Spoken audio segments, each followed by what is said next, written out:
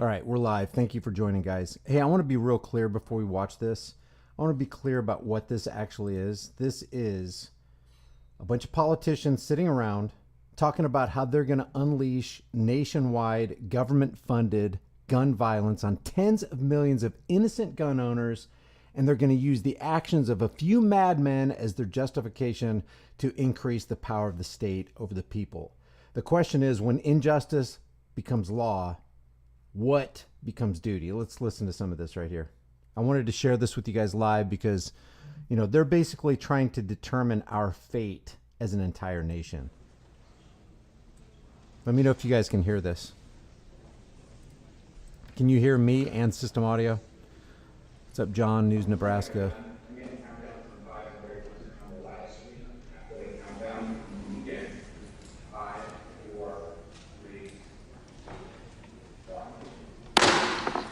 The Judiciary Committee will please come to order, a quorum being present. Without objection, the Chair is authorized to declare a recess at any time. Pursuant to Committee Rule 2 and House Rule 11, Clause 2, the Chair may postpone further proceedings today on the question of approving any measure or matter or adopting an amendment for which a recorded vote for the ayes and nays are ordered. Before we begin in earnest, I want to wish our colleague Lucy McBath a happy birthday. I would like to remind members that we have established an email address and distribution list dedicated to circulating amendments, exhibits, motions, or other written materials that members might want to offer as part of our markup today. If you'd like to submit materials, please send them to the email address that has been previously distributed to your offices, and we will circulate the materials to members and staff as quickly as possible. I would also ask all members, both those in person and those appearing remotely, to mute your microphones when you are not speaking. This will help prevent feedback and other technical issues. You may unmute yourself anytime you seek recognition. Pursuant to notice, I now call up H.R. 7910, the Protecting Our Kids Act, for purposes of markup, and move that the committee report the bill favorably to the House. The clerk will report the bill. H.R. 7910 to amend Title 18 United States Code to provide for an Without increase. objection, the bill is considered as read and open for amendment at any point. I will begin by recognizing myself for an opening statement.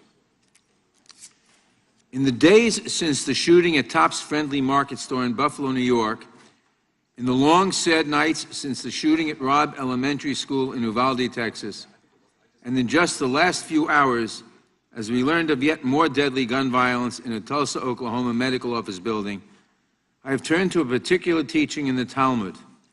Whoever takes one life, it's as if he kills the entire world. And whoever saves one life, it's as if he saves the entire world. Every life is precious. Let that be the measure of our work here today. When we think about the children in Uvalde, the 9 and 10-year-olds just a few days short of their summer vacations, let us think about the whole world that was snuffed out when each of them died. And as we address the scourge of gun violence, a blight that killed 45,000 Americans in 2020 alone, let us remember that there are no perfect solutions. We are painfully aware that we cannot do enough today to save all of these lives, but that each life we save is an entire world. H.R. 7910, the Protecting Our Kids Act, links together important, sensible, overwhelmingly popular proposals that will help us to scale back the scope of gun violence in the United States. Representative Anthony Brown's Raise the Age Act would raise the lawful age to purchase an AR-15 semi-automatic assault rifle from 18 to 21 years old. In deeply red Wyoming, the state with the most guns per capita in the Union, this is already the law with respect to many firearms. And I note with great sadness that the suspected shooters in both Buffalo and Uvalde were only 18 years of age. Representative Robin Kelly's Prevent Gun Trafficking Act would establish new federal offenses for gun trafficking and straw purchasing, problems she is as familiar with in Chicago as we are in New York, where the vast majority of firearms used in criminal activity are transported into the city from out of state. Representative David Cicilline's Untraceable Firearms Act would ensure that ghost guns are subject to existing federal firearms regulations. A deadly weapon is a deadly weapon, even if you build it from a kit in your garage. A trio of gun storage proposals, Representative Rosa DeLauro's Ethan's Law, Representative Alyssa Slotkin's Safe Guns, Safe Kids Act, and Representative Sheila Jackson Lee's Kimberly Vaughn Firearm Safe Storage Act would establish voluntary best practices for safe firearm storage and award grants for firearm storage assistance programs. There are nearly 400 million firearms in America today. We should at least ensure that they're stored safely and away from our children. Representative Dina Titus's Closing the Bump Stock Loophole Act would build on existing regulations banning the manufacture, sale, or possession of bump stocks for civilian use. Remember, it was the Trump administration that first enacted this ban on devices that essentially convert semi-automatic weapons into machine guns and serve no purpose other than to maximize carnage, as we learned when they were used in the deadly shooting in Las Vegas that killed 58 people in 2018. Finally, Representative Ted Deutsch's Keep Americans Safe Act would ban the sale, manufacture, and illegal possession of gun magazines that hold more than 10 rounds of ammunition. High-capacity magazines are designed for mass killing and have been the accessory of choice in some of the bloodiest shootings in our history, including the 2007 shooting at Virginia Tech and the 1999 shooting at Columbine High School. I am reminded that the shooter in Aurora, Colorado in 2012 murdered 12 people and not the entire movie theater only because his 100-round magazine jammed during the shooting. At the outset, let me say that each of these proposals is wildly popular with the American public, although that has not stopped many Republican officials from speaking out in recent days against passing sensible gun safety legislation. Because we know from experience that few events expose the emptiness of the gun lobby's rhetoric, like the mass murder of school children, allow me to rebut some of my Republican colleagues' arguments in advance. Nobody seriously believes that Hollywood or video games are to blame for the epidemic of gun violence in America. Our children watch the same movies and play the same games as children in Canada and England and Japan. But only in the United States do we ask the parents of elementary school children to stand in line so we can match their DNA to the remains of their children, because only the United States is awash in 400 million guns. You say that these deaths were caused by a lack of mental health care? I agree that we need to do more for those in our communities who may be in crisis. And I hope that you will join me the next time we are asked to fund such initiatives. I expect that many of my Republican colleagues will not. But I note again that other countries have people who are just as sick Americans, and that those countries do not experience the gun violence that we do here. You say it's too soon to take action, that we are politicizing these tragedies to enact new policies? It has been 23 years since Columbine, 15 years since Virginia Tech, 10 years since Sandy Hook, 7 years since Charleston, 4 years since Parkland and Santa Fe and the Tree of Life Synagogue in Pittsburgh. It has been 3 years since El Paso. It has been a week since we learned again that gun violence can reach any of our children and grandchildren at any time, and that no number of armed guards can guarantee their safety. It has not even been 24 hours since the last mass shooting, and who knows how long until the next one. Too soon? My friends, what the hell are you waiting for? You say that none of the solutions proposed here will stop gun violence in America? Well, there, sadly, I agree. This bill will not alone save every life we will lose to gun violence this year, but it will save some. It might have saved those children in Uvalde, and whoever saves one life, it's as if he saved the entire world. The American people are begging for us to address this crisis. Let us not wait 1 second longer. I urge my colleagues to support the Protecting Our Kids Act, and I yield back.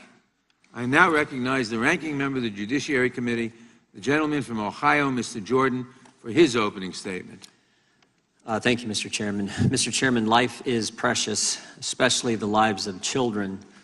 What happened in Uvalde, Texas is tragic. It is every family's worst nightmare.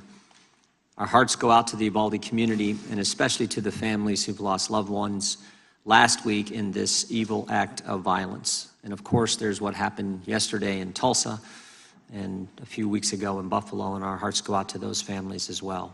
No one wants another tragedy. No one wants this to happen again. That's why it's regretful that Democrats have rushed to a markup today in what seems more like political theater than a real attempt at improving public safety or finding solutions. The Democrats never once reached out to us to seek our input on the legislation we are considering here today. Protecting children is not a Republican or Democrat issue. The Democrats cobbled together a package of measures. This is not a real attempt, in my judgment, to find solutions. Everyone here knows the reality. Democrats are in control of the House. Anything that you and Speaker Pelosi want to pass, you can pass. And frankly, you've already passed numerous bills related to firearms this Congress. But because those bills are radical attempts to legislate away Second Amendment rights of law-abiding citizens, the Senate has not taken up the legislation, just like it won't take up this bill. What we are doing here is just designed to appeal to Democratic primary voters. The bill won't make our schools safer. It will hamper the rights of law-abiding citizens, and it will do nothing to stop mass shootings. We need to get serious about understanding why this keeps happening. Democrats are always fixated on curtailing the rights of law-abiding citizens rather than trying to understand why this evil happens. Until we figure out the why, we will always mourn losses without fixing the problem. Our job is to figure out the why. The bill that Democrats are putting forward today does not help us to understand what's really driving some young men to commit these heinous acts. The bill before us is short-sighted and not solutions-oriented. It's a one-size-fits-all approach that punishes law-abiding citizens while doing nothing to make our communities safer. We all want to keep children safe in school, but this bill wouldn't do that. This bill is just another Democrat attack on the Second Amendment, and it's likely just the start. President Biden has said he wants to ban all 9mm handguns. Where does it end? The American people expect and deserve more from us than political charades that rehash old ideas and don't actually solve the underlying problems. Mr. Chairman, we should do better than this. I yield back and look forward to the debate on the legislation. Mr. Chairman. Without objection, all other opening statements will be included in the record. I now recognize myself for purposes of offering an amendment in the nature of a substitute. The clerk will report the amendment. Amendment in the nature of a substitute to H.R. 7910, offered by Mr. Nadler of New York. Without objection, the amendment in the nature of a substitute will be considered as read and shall be considered as base text for purposes of amendment. I will recognize myself to explain the amendment. The amendment makes only cosmetic changes and makes no substantive changes to the bill. I urge all members to support it, and I yield back the balance of my time. Are there any amendments to the amendment in the nature of a substitute? For what purpose does Ms. Jackson-Lee seek recognition? I'd like to strike the last word. Gentlelady is recognized. A few minutes before this hearing, Oh, I God. spoke to Mr. Garza. Here we go. I spent time with Mr. Garza in Uvalde Gonna spew some nonsense. this past Sunday. A-Marie, just a baby in the 4th grade, This is Miss AR-15 is a 50 caliber weapon. dialed 911. She may have saved or tried to save many lives. In the pillage, carnage, and death, what was to be a wonderful ending of her 4th year in school. Appeal to She emotion. didn't have that opportunity. Mr. Garza lost his only child. He pleaded on behalf of broken parents, many of whom could not speak, for us to do something. Tyranny is speaking. For us to do something. 50 cal Lee. Look at the faces. These are not class graduation pictures. They're dead children. Just like the dead grocery store shoppers in Buffalo, or the people simply seeking a medical appointment in Tulsa. This has been decades of work for many members around this table, including myself, Chairman, H.R. 7910, protecting our kids, is a combination of humanity, courage, decency, and action. I'm holding the Constitution. I don't see a match that's lit the Constitution that has extinguished it. I don't see any elimination of the Second Amendment that needs a constitutional process to even address that question. I asked the NRA, Mr. Wayne LaPierre, meet with us. We're in a crisis of death. We have a war on the children of America. By government. I, for one, cannot stand in a stupor of stupidness. It's too late. You've been standing there for a long time. I believe it is crucial that what we did some years ago, sit on the floor of the House when we were in Republican control after Sandy Hook, just to do something. And here we are again. And I remember the words of John Lewis, who said, "Where is the heart of this body, the Congress? Where is our soul? Where is our moral leadership? Where is our courage?" From Columbine, of which I served at that time on the Columbine Task Force, to the countless numbers of children that have died because guns have not been stored or guns did not have a device, as the storage bills reflect. This is the question of whether or not we as Americans are blind. Do we only see the power and money of gun manufacturers? I don't know. Are we not sensitive to Boulder, Atlanta, Tree of Life, Marjorie Stoneman Douglas, Las Vegas, San Bernardino, Gilroy, Garlic, Washington Navy Yard, Sandy Hook Elementary, Virginia Tech, Aurora, the Sikh Temple, Emmanuel African Methodist Church, or Santa Fe in Texas, near my district? Wait, I didn't hear Kent State. Did you guys hear Kent State? El Paso, if I did not mention it. I didn't hear Wounded Knee. Did you hear So Wounded Knee? today, I'm reminded of the great and outstanding work of my colleagues. I thank you. I didn't hear You have Ludlow introduced these Massacre. bills over and over again, and I'll have an opportunity to discuss how important your legislation is. But we are not finished. The assault weapons ban is a necessity. Oh, wow. There you go. A 7-week waiting period is a necessity. There you go. Actions against manufacturers to give civil liability is a necessity. And countering the cycle of violence is a necessity. Wow. There you go. I end by simply saying Kimberly Vaughn died in Santa Fe. She was 17 years old. Her mother is still in pain in Texas. And I'm calling on all of you to have a sense of humanity, courage, decency. God knows we need action, for it is a sin and a shame on us. Not this Judiciary Committee, Mr. Nadler. You have done great work on the House and the Senate, and then to the President's desk. Shame on us. We can't move legislation now. I yield back. Gentlelady yields back. For our purposes, Mr. Shabbat seek recognition.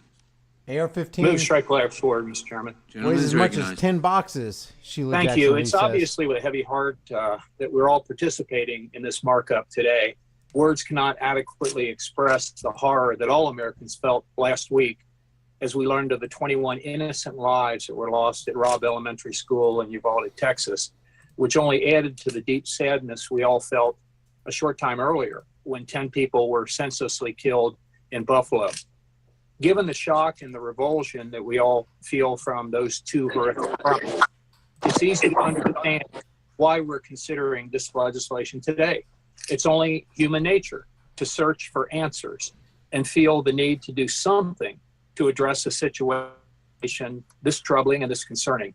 But the question we need to ask ourselves before we act, Mr. Chairman, is what actions can we take in a constitutionally permissive manner that will actually help make the American people, particularly school children, safer?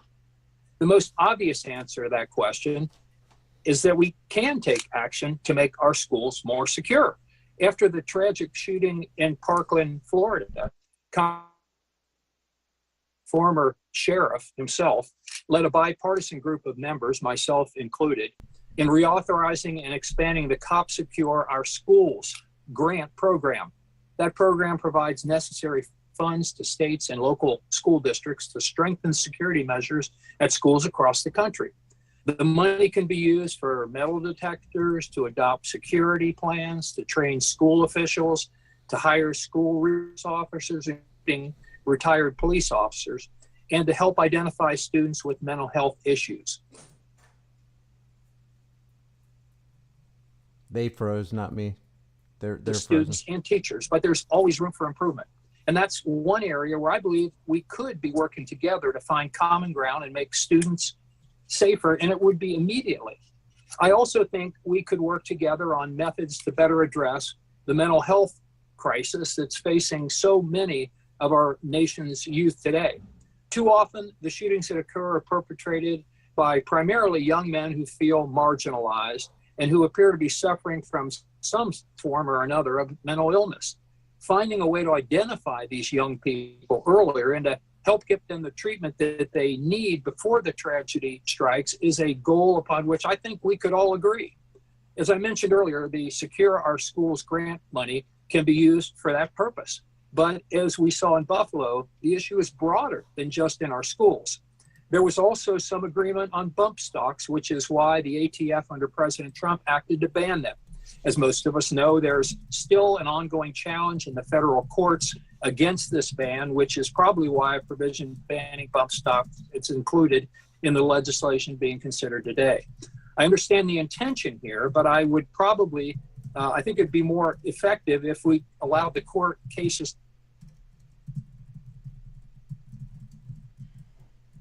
That's on them, not on us. Semi-automatic rifles by those under the age of 21. I think this is another area where some form of bipartisan agreement might be possible. However, considering that a similar prohibition in California was just ruled unconstitutional by the Ninth Circuit of all courts 3 weeks ago, it would probably be more prudent that we review that decision and try to determine what could be accomplished in accordance with the Second Amendment. Simply moving forward with a provision that even the Ninth Circuit thinks is unconstitutional really isn't doing anybody any good. And that's the crux of my argument against this legislation.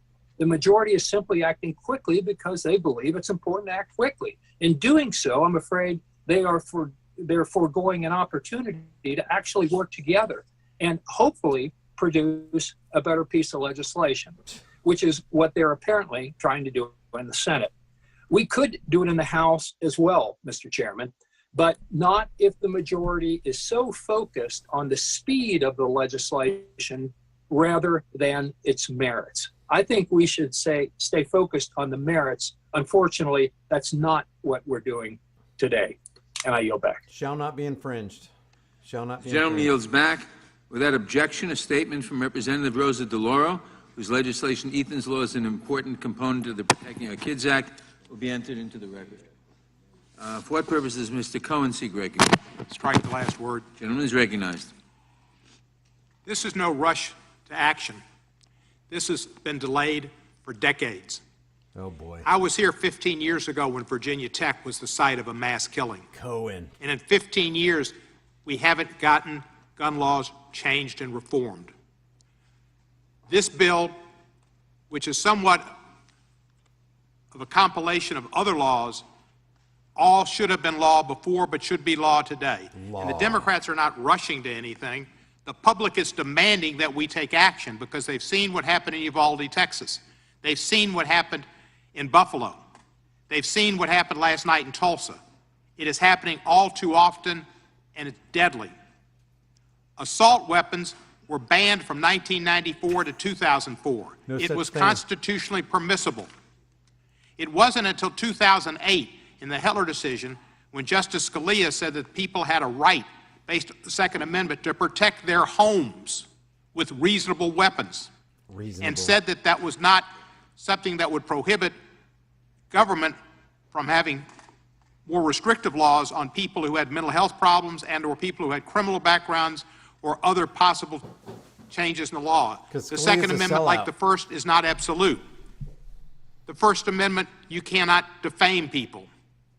You cannot go into a theater and holler fire. There are limits, and there are limits to the Second Amendment. And assault weapons is one of those limits we've had for 10 years. During that time, we had less mass killings in this country, and we should have it again. Assault weapons are made to kill. What are Picture that handguns Miss made for? Jackson Lee had up here of those 19 children. This is The ridiculous. last time you'll be able, or anybody would be able to recognize some of them. Because when they're hit with an assault weapon, they cannot be identified. They are obliterated. And they need DNA to identify them. They put holes in their bodies so large that there's no way they could survive. They are weapons of war and weapons of death and weapons of destruction that we should not permit out here. And when somebody who's 18 years old and right after their birthday, they go and one of the first things they do is buy an assault weapon, that should be a red flag. Where is that person coming from? That's what they want on their 18th birthday, is an assault weapon. They got a problem, which means we got a problem, which means those 19 kids and their parents and those 2 teachers have a problem. Forever. That's projection. The NRA has too much of a grip on this Congress and on the Senate. It needs to stop. They're in the business of representing gun manufacturers and selling guns and selling ammunition and not caring about what it does to innocent human beings. They don't care about children. It's not just schools, Mr. Shabbat. My friend Mr. Shabbat talked about the school bill. Yeah, it's terrible what happened in Uvalde and in Parkland, et cetera. But it's movie theaters. It's grocery stores. It's anywhere in America. There's something gun-crazed about our country that we need to deal with. This isn't going to stop all the killings, but it'll stop some. Will it stop a law-abiding citizen? Sometimes, maybe. Will it stop non-law-abiding citizens? Yes. And that's what we need to see, that there are good background checks and that there are limits on who can get an assault weapon. These are changes that our country wants and that this bill addresses. Thanks for speaking for us. Bump stocks, the issue with keeping them in the courts, that's an issue about jurisdiction, not about bump stock and the ability of the Congress to outlaw them. It's whether justice could do it through rules and regulations. We need to do it by law. And ghost guns should be prohibited.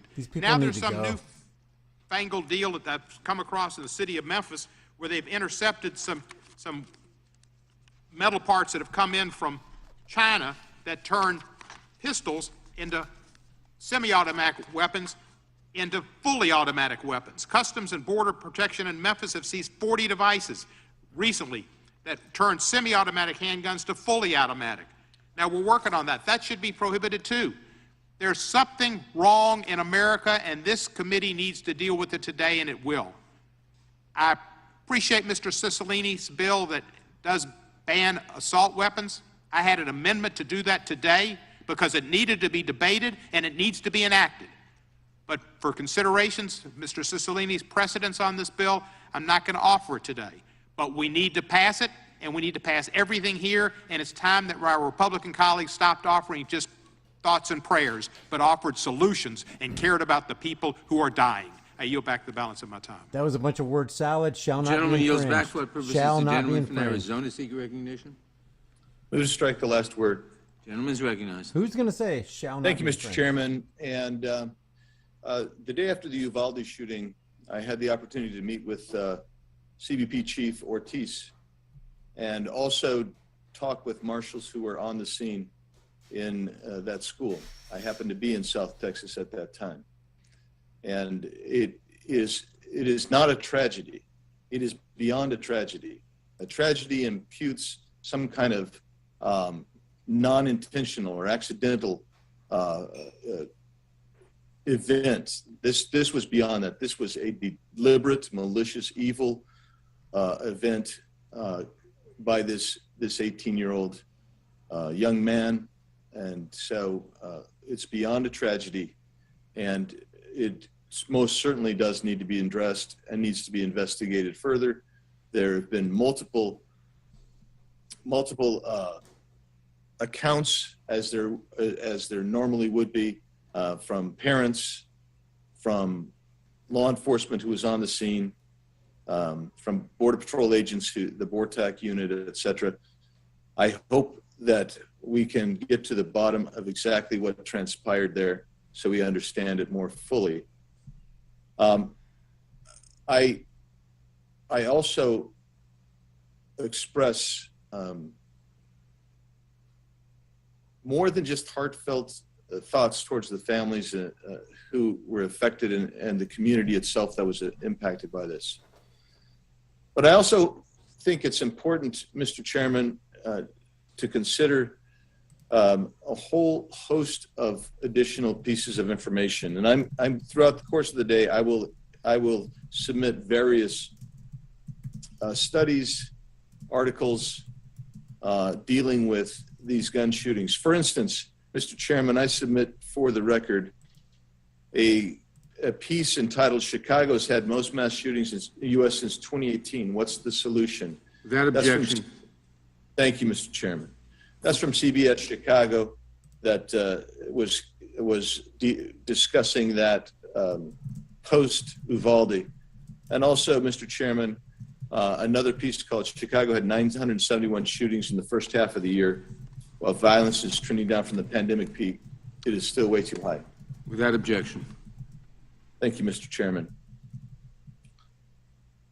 The left and the Democrats' response to virtually every problem is to take more power and control into the national government and take away individual rights or throw taxpayers' money at the problem, sometimes both. That's why they tend to exacerbate virtually every problem without resolution. They misidentify the cause of virtually every effect. The misuse of guns for criminal or even evil purposes is another example. Millions of Americans safely and responsibly own and use guns. Previous Democrat-controlled departments of justice have conservatively estimated that guns are used 1.5 million times per year to save lives. I repeat, there you go. There you go. The Department of Justice, under Democrat control and leadership, under Democrat administrations, have done their studies and conservatively estimated that guns are used 1.5 million times per year to save lives. Other studies have put that number as high as 2.5 million, 3 million times per year by that a gun is used to save life. Most of the time, CDC, the vast majority of the time, it is merely by brandishing a weapon that that stops the violent criminal conduct. There you go. Without having to shoot. And you still don't need that. The idea that disarming Americans who lawfully, legally own guns, the idea that disarming them will produce a safer, crime-free America is simply not true. He's still on the wrong course. I will be going into the Australia studies. I will go into the 17-nation international studies as we go throughout this day. We will review again in my comments from time to time the Chicago, Portland, New York City, Seattle, and other bastions of left-wing gun-controlled areas where the public is not safer because of the gun control laws. In fact, they are more at risk. Yes, they are more at risk. Mr. Chairman, this is an important hearing. I think it's probably premature in relationship and being driven by the response to Uvalde, and I understand that. But I also think that sometimes visceral reactions might overshadow the statement of facts that we need to discuss. Mr. Chairman, I yield back. Gentleman yields back. For what purposes? The gentlelady from Texas seek recognition. Ms. Garcia. I move to strike the last word, Mr. Chairman. Gentlelady is recognized. Thank you, Mr. Chairman. And for many of us in Texas, our souls are crushed, our hearts are broken, but many minds are wondering, why is this still happening? No, this is not rushing. No, it's not premature. 23 years have passed since Columbine, and the time is now to act. Enough is enough.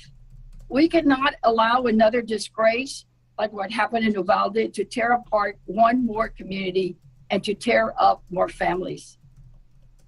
Jacqueline Cáceres, Makina Lee Elrod, Jose Manuel Flores, Ileana Garcia, Irma Garcia, Asaya Garcia, Ameri Joe Garza, Javier Lopez, J.C. Carmelo Loivamos, Tess Mata, Miranda Mathis, Eva Mireles, Elithaya Ramirez, Annabel Rodriguez, Maitai Rodriguez, Alexandra Lexi Rubio, Leila Salazar, Jayla Nicole Silgorio, Eliana Cruz Torres, Rogelio Torres.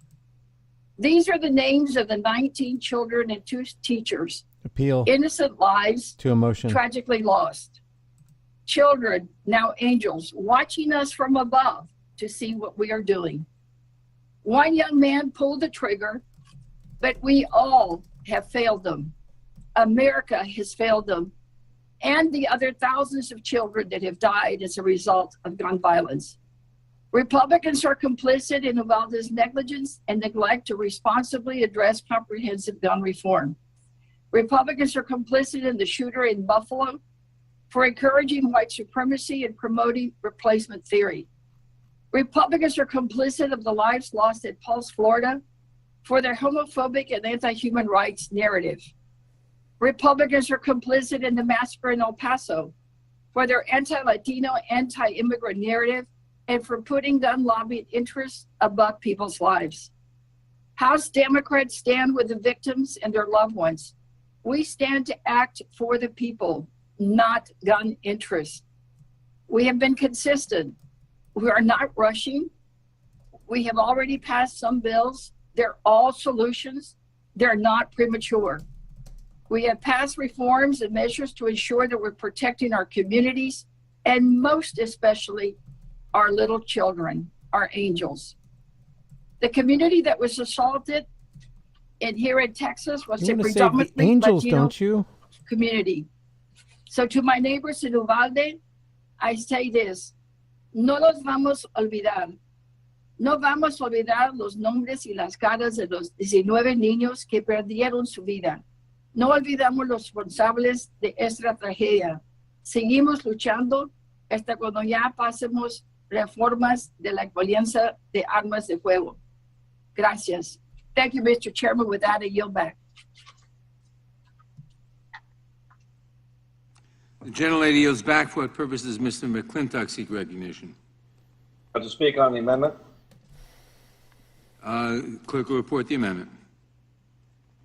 No, he's talking about the amendment. Major was substitute. Oh, the gentleman strikes the last word. The gentleman is recognized. Thank you, Mr. Chairman. You know, the atrocity in Uvalde is shocking and heartbreaking in so many ways. The slaughter of innocents is the greatest of all human crimes, and I think it rightly prompts soul searching by all men and women of goodwill for the causes and remedies. It's disturbing, though, some have used this and other recent attacks to justify either partisan attacks like we just heard, or policies as before us today to make it harder for law-abiding citizens to obtain firearms in the hope that by doing so, that someday maybe they'll become unavailable to the lawless. I think this overlooks the obvious immediate action that is long overdue in this world of sin and woe. You know, if you walk into any bank in this country, you'll see at least one armed guard whose purpose is to protect our money with lethal force. And yet at Uvalde and in so many other school shootings, we were not willing to protect our children with the same force as we protect our money. No one gives a second thought to an armed guard at a bank. Yep. Yet the left is outraged by the mere suggestion of placing an armed guard at every school filled with innocent children. Yep. And when are we going to get serious and take the world as it is rather than how we wish it should be? Even for those trained and licensed to carry concealed weapons, it was against both state and federal law to bring a firearm into the Robb Elementary School. Every administrator, every teacher, every janitor obeyed that law. The only person who didn't was the madman. And that, in a nutshell, is the danger of gun control laws. Yep. You know, we have more than 50 years of experience now with these laws. They are extremely effective at disarming law-abiding citizens, as they were that tragic day in Uvalde. They are extremely ineffective at disarming madmen and criminals, as they also were that day. Common sense create has made an environment appearance. where the gunman is king. Now, after every tragedy, politicians rush to pass more gun control laws, as we're doing today. We've been doing this now for 50 years. If these laws actually worked, wouldn't things be getting better by now rather than worse?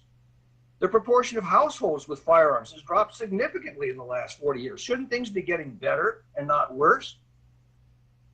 Meanwhile, we've neglected the obvious. The dangerously mentally ill are not confined and treated as they were in the past. I calculated in California alone, we'd have roughly 100,000 more mentally ill confined in mental facilities today if we maintained the same proportion of the population as in 1960. Those 100,000 dangerously mentally ill are out on our streets instead. Secondly, gun criminals often escape prosecution at the hands of woke district attorneys. Let me give you just one example. Hunter Biden illegally acquired a handgun despite being an admitted drug addict, a handgun that ended up being taken out of a public trash can 500 feet from a school. He also lied on his firearms application. Nobody's prosecuting him despite there being no dispute as to the facts. Yeah. Why not? But most obviously and immediately, in almost every one of these atrocities, there was no shoot back. Now, ironically, just such an event happened the very next day in Charleston, West Virginia. A criminal with an AR-15 style rifle approached a graduation party. He fired into the crowd but missed. Moments later, a woman with a concealed weapons permit returned fire and killed him on the spot. We covered that. You probably haven't heard of that incident because on that occasion, there was a good guy with the freedom to return fire. That freedom was denied at Robb Elementary School. A good woman. You know, if we could actually banish all guns from all criminals, sign me up. And what color was the guy who was shooting? Gun laws will be about as effective at keeping guns out of the hands of madmen and terrorists and criminals as our drug laws have been at keeping drugs out of the hands of addicts. The difference is the drug laws don't disarm law-abiding citizens from defending themselves. Gun laws do. But it's all violence. The one thing we can do right now, this instant, that will have an immediate effect in stopping such slaughters is to assure that every school has the same protection as your average bank and that every school official with the training and licensing can carry a concealed weapon if they choose. Or the Capitol building. If we're not willing to take that simple, immediate, and wholly effective step, then we're obviously not serious about stopping these outrages. I yield back. Finally, some common sense. See, that's why I watch these things, because sometimes truth and common sense will make a short, brief appearance, but nobody in Congress is going to say, hey, this is government-sanctioned, government-funded gun violence against tens of millions of gun owners who are innocent. Become the leading cause of death for American kids. Oh, God. Let that sink in. The leading cause of death. I don't believe that. And for those who have said, oh, we're rushing this, more than 311,000 students have experienced gun violence since Columbine. So tell the parents who lost children, tell the family members who saw loved ones slaughtered that we're rushing. The real question is, why has it taken us so long? And there's one reason. We don't have Republican colleagues in the fight with us. We passed 2 bills to strengthen criminal background checks. Our ranking member just described those as radical attempts to take away the Second Amendment to explain Republican inaction in the Senate. That's a bill supported by 90% of the American people. Common sense. I don't believe that. As well as closing the Charleston loophole. Enough with these bogus arguments about the Second Amendment. This is about fulfilling our responsibility to keep our constituents safe from gun violence. We have a gun violence epidemic in this country. Over 200 mass shootings, 27 school shootings just this year. How many Wounded Knee? And every one of those victims is a child, a sister, a brother, a parent, a loved one of people that we have a responsibility to represent in this country and in this Congress. This set of proposals will significantly reduce gun violence in this country. There's not a single bill we can pass that will eliminate all gun violence. We'd all be for that. But this will make sure that you have to be old enough to have some mature judgment before you can own an assault rifle, that you can't use high-capacity magazines that can slaughter innocents at a quicker pace, that we end gun trafficking and straw purchases that help criminals get guns, We practice safe storage, eliminate bump stocks, and eliminate ghost guns so you can't secretly produce a gun and then do damage. And the ranking member said, well, these bills punish law-abiding citizens. What one of those bills punishes anyone? And even if you think it's some small burden, it pales in comparison to the burden and the punishment that victims of gun violence have had to experience. So save this claim that somehow this is just too much for law-abiding gun owners. It's just not true. And we have an opportunity today, and I was hoping when we came to Washington for this emergency markup in direct response to gun violence continuing to ravage our country, that we would be met with colleagues on the other side of the aisle who would join us in this effort. These bills, the 5 components of this bill, have been introduced for a long time, some of them over multiple Congresses. These are not new issues. But our approach ought to be different today. We ought to work together in a bipartisan way and pass this bill out of this committee so we can demonstrate to the American people that we are committed to doing everything in our power to reduce gun violence in this country. And, you know, we've heard these same tired arguments that somehow we can't do this because the Constitution prohibits it. That is also not true. Shall not be infringed. The Supreme Court of the United States has said time and time again. They're tyrants. The Second Amendment is not absolute. They're tyrants. They're wrong. Congress and states have the ability, and I would say the responsibility, to ensure that there are appropriate restrictions both on age, on places where you can bring firearms, and the kind of firearms you can possess. That's long been recognized by the Supreme Court. Dude. So don't let our Republican colleagues hide behind this claim that, oh, we'd love to do something. We really know this is a serious problem. We extend our thoughts and prayers, and we would do more, but you know, the Second Amendment prohibits it. That is not true. Their refusal to join us in this effort is a direct result of the power and the resources of the gun lobby in America. And really the importance of just the proliferation of gun sales, because that's how the gun lobby makes its money. And so then they don't want any restriction, any limitation on how many guns can be sold and as quickly as possible to anyone who wants them. That's not the kind of America we want to live in. And I think for the sake of my constituents, for the sake of young people, seniors, all victims of gun violence, we have a responsibility to do something. And I hope this is the second package of gun safety bills we'll do. I hope we'll do more. And then it will be incumbent on our colleagues in the Senate to send these bills to the president's desk. And if they don't, it will be clear to the American people who's fighting for common sense gun safety legislation and who is standing in the way. And it will explain why we continue to be a country that has a gun violence epidemic. We cannot allow this to continue. I urge my colleagues to support this act, and I yield back. Gentleman yields back. For what purposes, Mr. Bishop, seek recognition? Strike the last word. Gentleman is recognized. Amen, Al. You know, I was just thinking, so I'm going to take up the gentleman from Rhode Island's challenge. He just said that there's really not any significant constitutional issue at stake whatsoever. This is going to get good. The Constitution doesn't prohibit this. This is going to get good. It seems to me that you'd have to know, wouldn't you? I mean, I looked at the majority guidance, staff guidance on this, and it has this one sentence about talking about some states having adopted bans on 18 to 20-year-olds. If the gentleman will yield, I'm happy to answer that. At your time. Let me speak to it for a minute so I can thicken the plot. Just a minute, Mr. Cicilline. You said that, or the majority guidance says, yet these laws, speaking of bans in some states on semi-automatic rifles being banned to 18 to 20-year-olds, so yet these laws have been challenged in the federal courts. They referenced 2 cases, didn't say anything else about it. Well, I decided to read them. And so the Jones versus Bonta case from the 9th Circuit, one of the most liberal circuits in the country, federal case, just came down last month that said California's ban on the sale of centerfire of semi-automatic rifles to 18 to 20-year-olds violates the Constitution.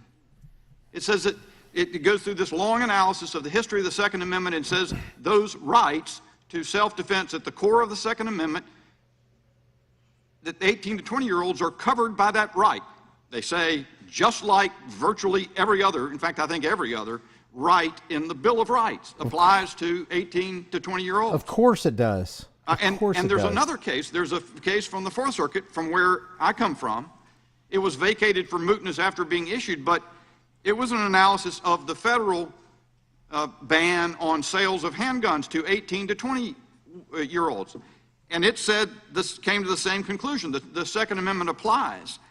And even the dissenting judge there said, here the majority has done careful historical research and has assembled persuasive evidence that young adults aged 18 to 20 had Second Amendment rights at the time the amendment was ratified. Amen.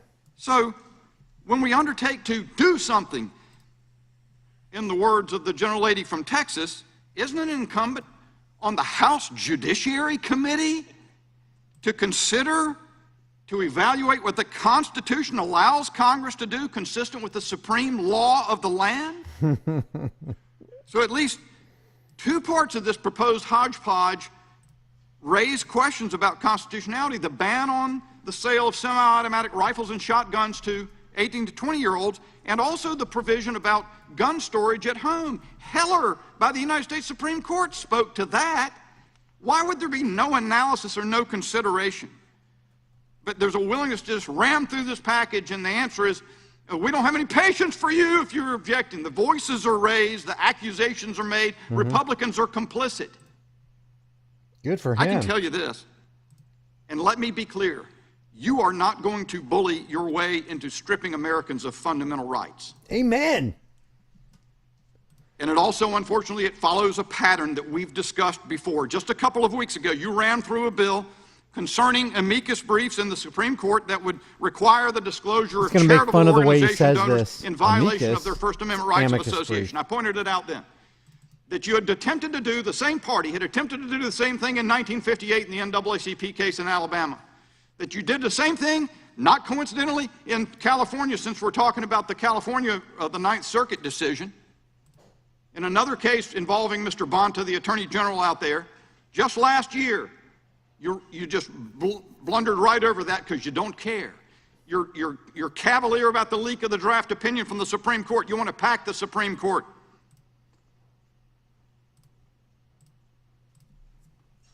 If the gentleman will yield, I'm happy to answer your question. No, I think I've answered the question, but I'd be glad Not to say accurately. You're in the disregard what the Ninth Circuit has said the law of the land I'm actually bound by the Supreme Court of the United States, and I'd like to read the quote to you if you'll allow me, since you raised the question. Look, I think the issue is what that Ninth Circuit case said on the subject. The United States Supreme Court takes precedence over the Ninth Circuit. I don't yield. You'll have plenty of time. Good for him. Your allies form mobs outside justices' homes. Yeah. You say you've got to figure out something else other than stripping people of their constitutional rights. We've got to figure out something else, assuming that the majority entertains a discussion. But you cannot, the courts have made it pretty clear, you cannot deprive young adults any more than the remainder of Americans of their core Second Amendment right to self-defense by the purchase and possession of weapons that are in common use and prevalent. And I'll say one, well, I'm out of time. The gentleman yields back. For what purposes Ms. Dean seek recognition? Here we go. Here we go. Here we go. Gentleman is recognized. Thank you, Mr. Chairman, and I thank you for calling us to this emergency markup of the Protecting Our Kids Act. It is timely. In fact, we've all been clamoring for this kind of legislation for a very, very long time. I'm stunned by some of the words that we're hearing on the other side of the aisle. Where is their outrage over the slaughter of 19 fourth graders Emotion, and appeal their to two emotion teachers? again. Why don't they feel an urgency to do something? What about your oath? I'm reminded of the John Donne poem that ends, "Do not ask for whom the bell tolls. It tolls for thee. Oh, It shut tolls up. for us." Ah, shut up. We have to stop saying, "Oh, where was the shooting? Tulsa? Buffalo? Uvalde? Parkland?" Stop asking for whom the bell tolls. Whose funerals are we watching this week? It tolls for us. Our souls are being drenched out of this society. What? What does that even mean? Before I discuss the important merits of the legislation, Exactly. let's ground the Surviving. debate in these last two slaughters. Actually, they're not the last. Look up Wounded But Knee. the two that or some of the urgency that brought us here. Look what the feds did On May to the 14th, disarmed 2020, Indians. 10 black people were killed in a racist mass shooting. So what's the answer? Take guns away from black for people? Groceries. Roberta Drury, 32. Marcus Morrison, 52. Andre McNeil, 53. Aaron Salter, 55. Geraldine Talley, 62. Celestine Cheney, 65. Hayward Patterson, 67. Catherine Massey, More emotion. 72. Pearl Young, 77. Ruth Whitfield, 86. It's untimely that we're here. Second Amendment, What's untimely 1776. is being slaughtered in a supermarket by an 18-year-old with an assault-style weapon Assault style. that he bought himself too, Assault sort of as a style. birthday celebration. With a Wendy's budget. Hundreds of rounds of ammunition.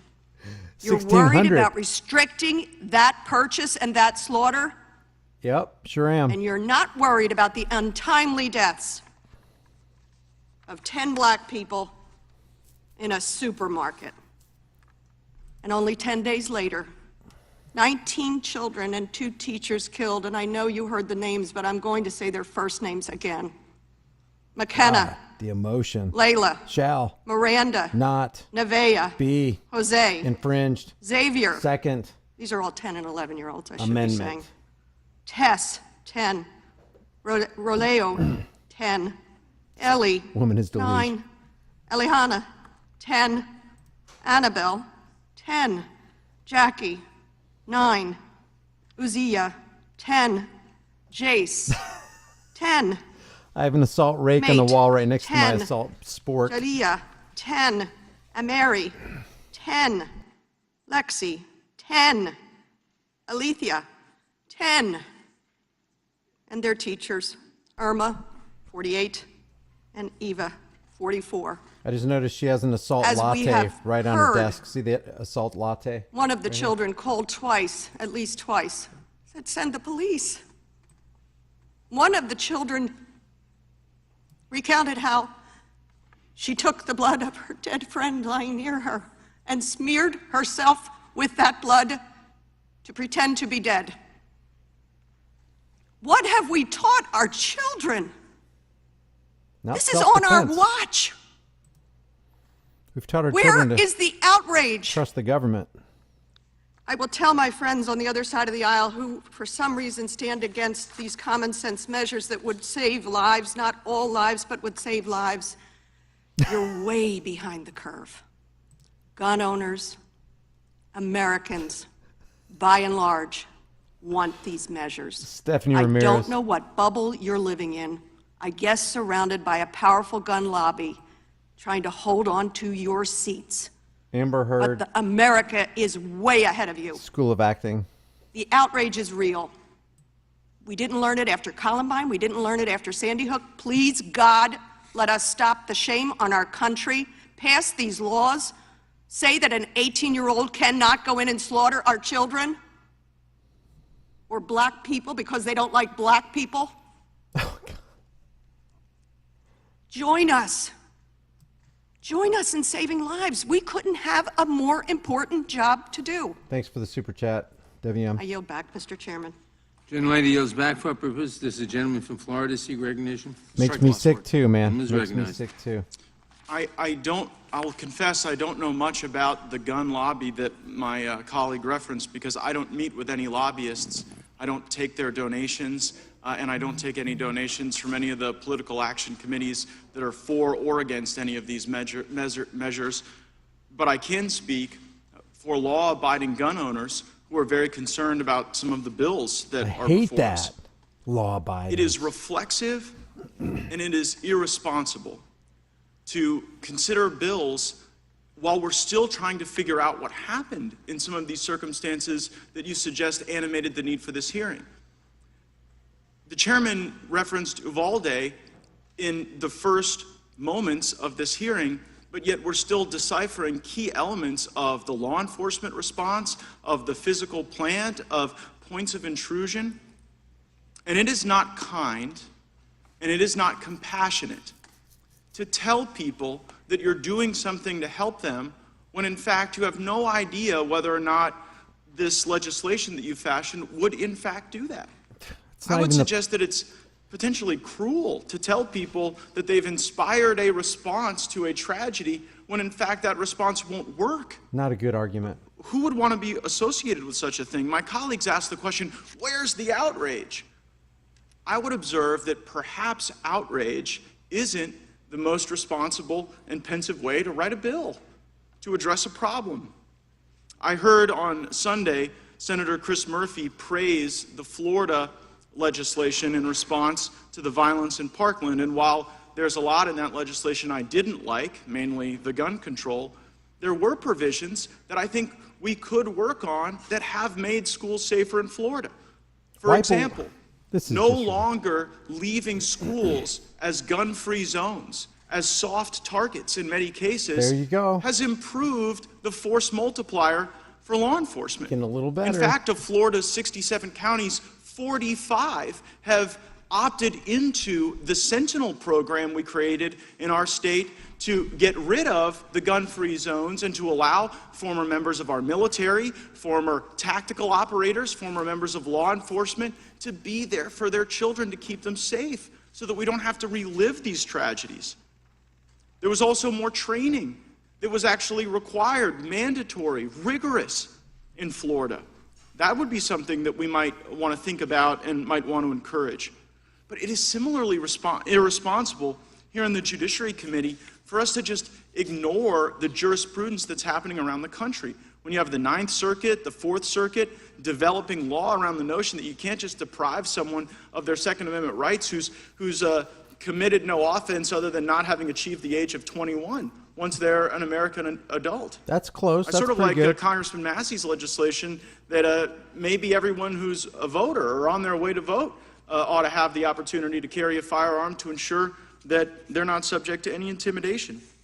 I heard my colleague, Mr. Cohen, talk about the need to pass this legislation despite the fact that it will stop law-abiding citizens from being able to exercise their right. And I guess that is the accepted collateral damage. What people need to hear is that stopping law-abiding citizens from exercising their rights is okay, even in a world in which we're not making school shootings less likely because we're not appropriately tailoring the remedy to the problem. We've got all this ghost guns and gun tracking legislation up today.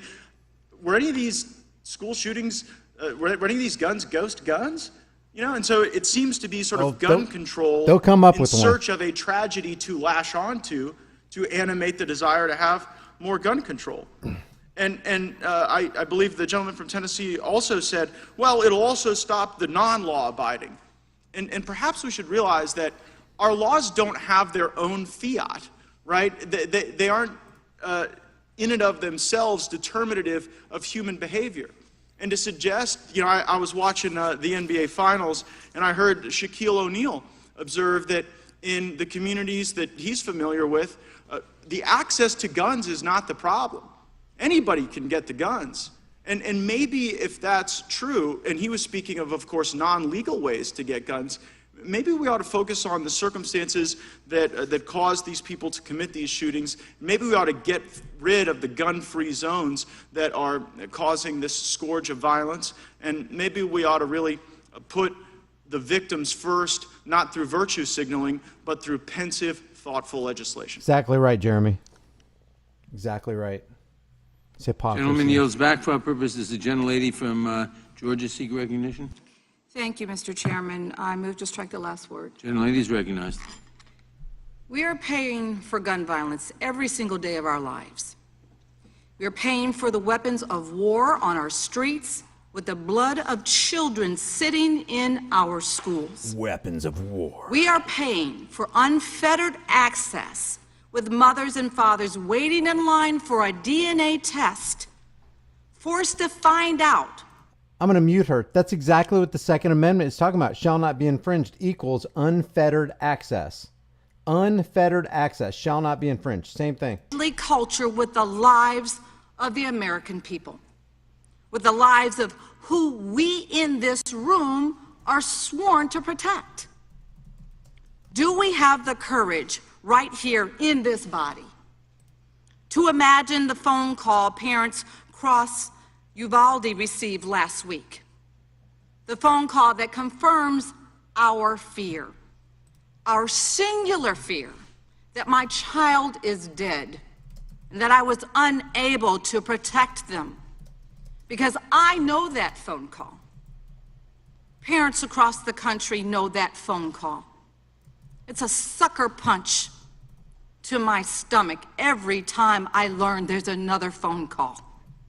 A phone call that brings you to your knees when the desperation will not let you stand, that leaves you gasping for air, when the agony will not let you breathe. And for days and for months and for years, you cry out to God in your grief. Was my child afraid? Did he feel the pain as the bullets ripped through his skin? Appeal to emotion again. How long did it take him to die? Was it quick, or did he suffer? Because the government cares. My son Jordan was only 17 years old when he was shot by a man with a gun who didn't like the loud music that he was playing. I had dreamed of who he would become. Just going to mute this word salad. Jose Ramos says, if and only if the government sets the example and gets rid of its guns, I will consider. Here's my consideration. No. 2-second consideration. No, thank you. But yeah, I get what you're saying, Jose. Motivated violence that took my son, that murdered 10 Black Americans in Buffalo, is being replayed with casual callousness and despicable frequency.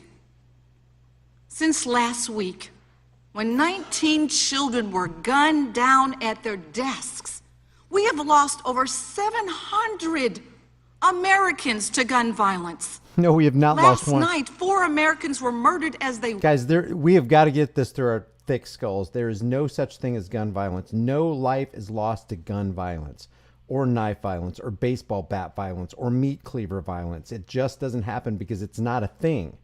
You can't just say something is, oh, okay, we accept it. Gun violence is a thing.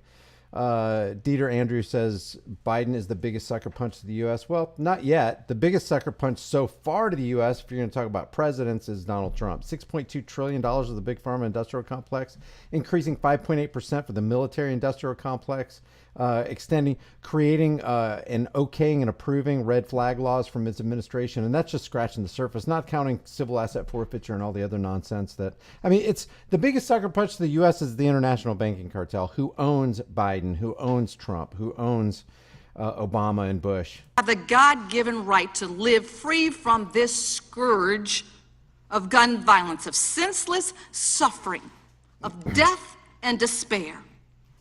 Because we cannot keep doing this. An entire generation of children are learning that the adults they look up to cannot or will not protect them. We all agree that the status quo is unacceptable. We all understand that the murder of our children cannot continue. And we have solutions that a majority of American people believe in. They are common sense compromises that will keep American children alive. Solutions to protect our kids, to keep guns out of the hands of those who should not have them, and to stop our neighbors from being slaughtered in our schools, in our churches, and in our supermarkets. Throughout this nation's history, our elected leaders have risen to the task. And we have the opportunity to do this again right now as a nation, to do the right thing and address this moment in history. Because this is the time right now. This is the moment. It may be the only moment that we have. We are facing the challenge of our lifetime, and this is the issue of our era. No, and we must summon the courage to do what is right, the courage to protect our kids, and the courage, my God, we have to have the courage to protect America. And I yield back. We have to have the courage to create the legislation that's going to turn government's guns on the American people, innocent American people. Muchier said, You want to save kids' lives? Abolish abortion, gun control, and public schools. Can't argue with that. Can't argue with that. Why are there 6? Oh, here's Massey. Because none of them work. Here we go. If you take 6 that don't work and put them together, they're not going to work. You can't make up for ineffective bills by having more than one or half a dozen of them. Each and every one of these gun control bills in this single title is unserious and unconstitutional and suffers from the problem, the inherent problem that almost all gun control suffers from, and that is criminals do not obey the law. Yes. They do not follow the law. Yes. Who here today thinks that criminals are going to read the Safe Storage Act and you know, some gang member is going to say, oh, I better lock this gun up or else they'll come and take it. I love this guy. Who here today thinks that a 19-year-old criminal is going to obey the restriction on age for having a gun? Nobody here believes this. These are unserious. But they're worse than that. They're going to compromise the rights and the safety of individual citizens, law-abiding citizens. Let me tell you the story of Nikki Gosser, who's testified here in Congress, and she worked for me in my congressional office. Nikki watched her husband get murdered in front of her, viciously, in a gun-free zone, while her licensed firearm was in her car outside of the restaurant. That haunts her today. Ben and her had just recently been married, and they just wanted to be in this restaurant, and they followed the law, and he was murdered by her stalker in front of her. Now, she went on to get the laws changed in Tennessee to get rid of that gun-free zone. But that's one example, just one example of how all the rest of these are going to fail. The criminals do not follow the law. Yeah, it's ridiculous. And the biggest thing we could do that nobody on the other side of the aisle is talking about today is to quit advertising our schools as soft zones, soft targets for defenseless teachers, defenseless staff, and students who aren't being defended. Congress itself in 1990 passed the Gun-Free School Zone Act. It's done more, it's cost more lives than it has saved. Now, some states have been able to override the Gun-Free School Zone Act and create their own areas. And in those states and those school districts where that's happened, where they've allowed qualified teachers and staff to carry, there hasn't been a single mass shooting in one of those schools. There hasn't been a single shooting of one person in one of those schools. What? The biggest thing we could do here today is to repeal the 1990 Gun-Free School Zone Act, so that the default condition in this country is not to advertise every student as a target. Exactly. Now, to Mr. Cicilline's point, he was talking about the Supreme Court. You know, in 1995, the Gun-Free School Zone Act was struck down. Why was that? Because this document does not contain the authority to implement a Gun-Free School Zone Act. So what did Congress do? They resuscitated this unconstitutional bill by putting in a provision that says, well, as long as the gun is involved in interstate commerce, well, then we have the authority. Well, I wonder if that's the case with all 6 of these useless bills in here today, because only 2 of the bills say that. It's actually 2 of the bills say it only applies to firearms involved in interstate commerce. Does that mean the other 4 are unconstitutional? Or it actually means all 6 are unconstitutional, and they're trying to save 2 of them with the provision that killed the Gun-Free School Zone Act in 1995. By the way, they overturned Mr. Lopez's conviction, and he went on to serve in the Marines, the one who was convicted of violating the Gun-Free School Zone Act. But Congress came back and resuscitated it, and unconstitutionally so, but there is a conflict between these 6 bills. Some of them recognize the constitutional flaw, and some of them don't. And I want to close with this. Some of my colleagues have said that the assault weapons ban from 1994 to 2004 reduced mass public shootings by 40%. They make up a number a lot of times, but I'll take whatever number they use. Do they know that sales of AR-15 style weapons went up from 1994 to 2004, because it was just a cosmetic ban? So if the assault weapons ban had any effect, how did it have an effect? The ownership and sales and transfer of AR-15 style weapons went up during that period. That's a good point. So I would just close by saying, you can't make a good law by putting 6 bad laws together. It's not going to work. It will infringe on our constitutional rights, and the Democrats don't seem to care. I yield back. Thank you, Snow White, for that super chat, and thank you, Michael, for that Cash App. If you guys want to sidestep the super chat and you want to go to Cash App, the High Impact Donate is on the screen right there. Thank you. I appreciate the support for this live stream, guys. Uvalde, Texas. 19 children and 2 teachers. We can't ignore our problem, which is out of control gun violence in America. More emotion. We must lead. We must act. And we must act now. We must rule. Acting now will take courage. And control. Each of us on this committee should call forward some semblance of courage. Which means government gun violence. Like the courage that was on display last week by those brave Border Patrol agents who put their lives at risk to stop the carnage in Uvalde. I ask my colleagues on the other side of the aisle, can you put aside your thirst for raw power and muster the courage to stand up for our kids and against the NRA?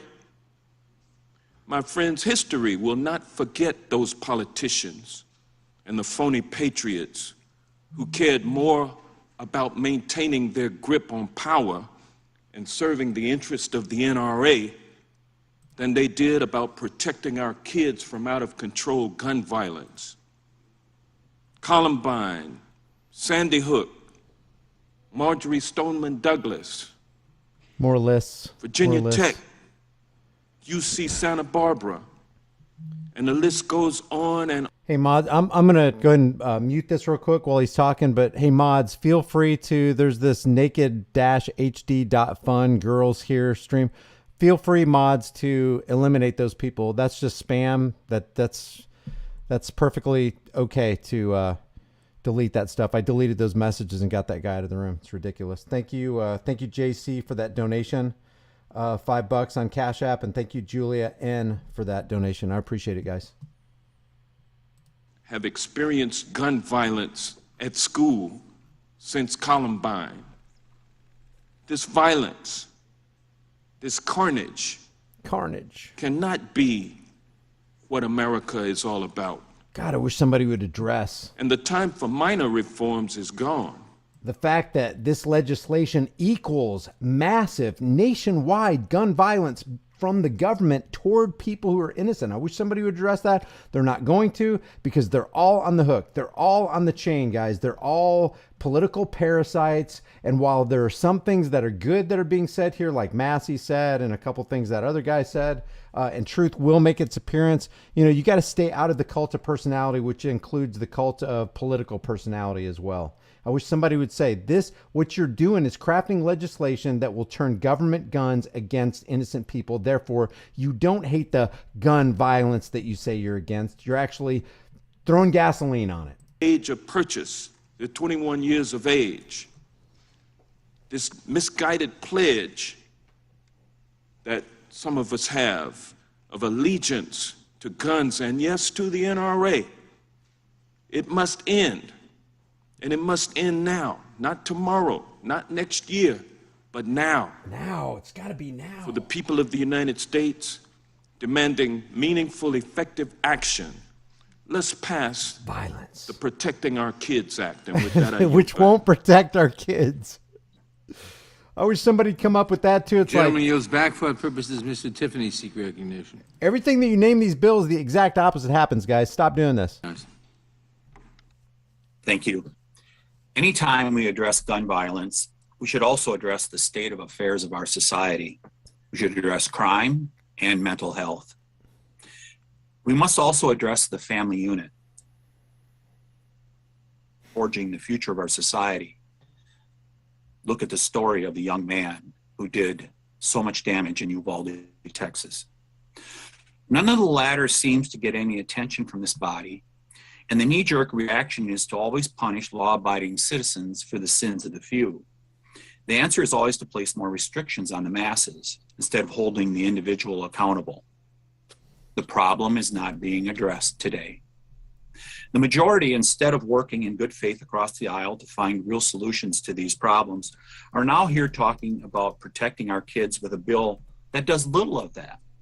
This bill ignores the real mental health crisis in the country. It ignores the countless failures by the FBI and local jurisdictions in failing to act on actionable information. It ignores how the defund the police movement influenced school districts across the U.S. to rid themselves of school resource officers and police. It ignores the school systems trying to replace the family by withholding information from parents about their own children. This social experiment going on in our military, our schools, and our society is contributing to this mental health crisis, the deterioration of family values, and our skyrocketing violent crime rates. The question was posed by the lady from Pennsylvania. What have we taught our children? It is a very good question, and it's not being answered today. Well, it's not a good question because we know what we've taught our children. We've told them to just comply, to abide by what the authorities say.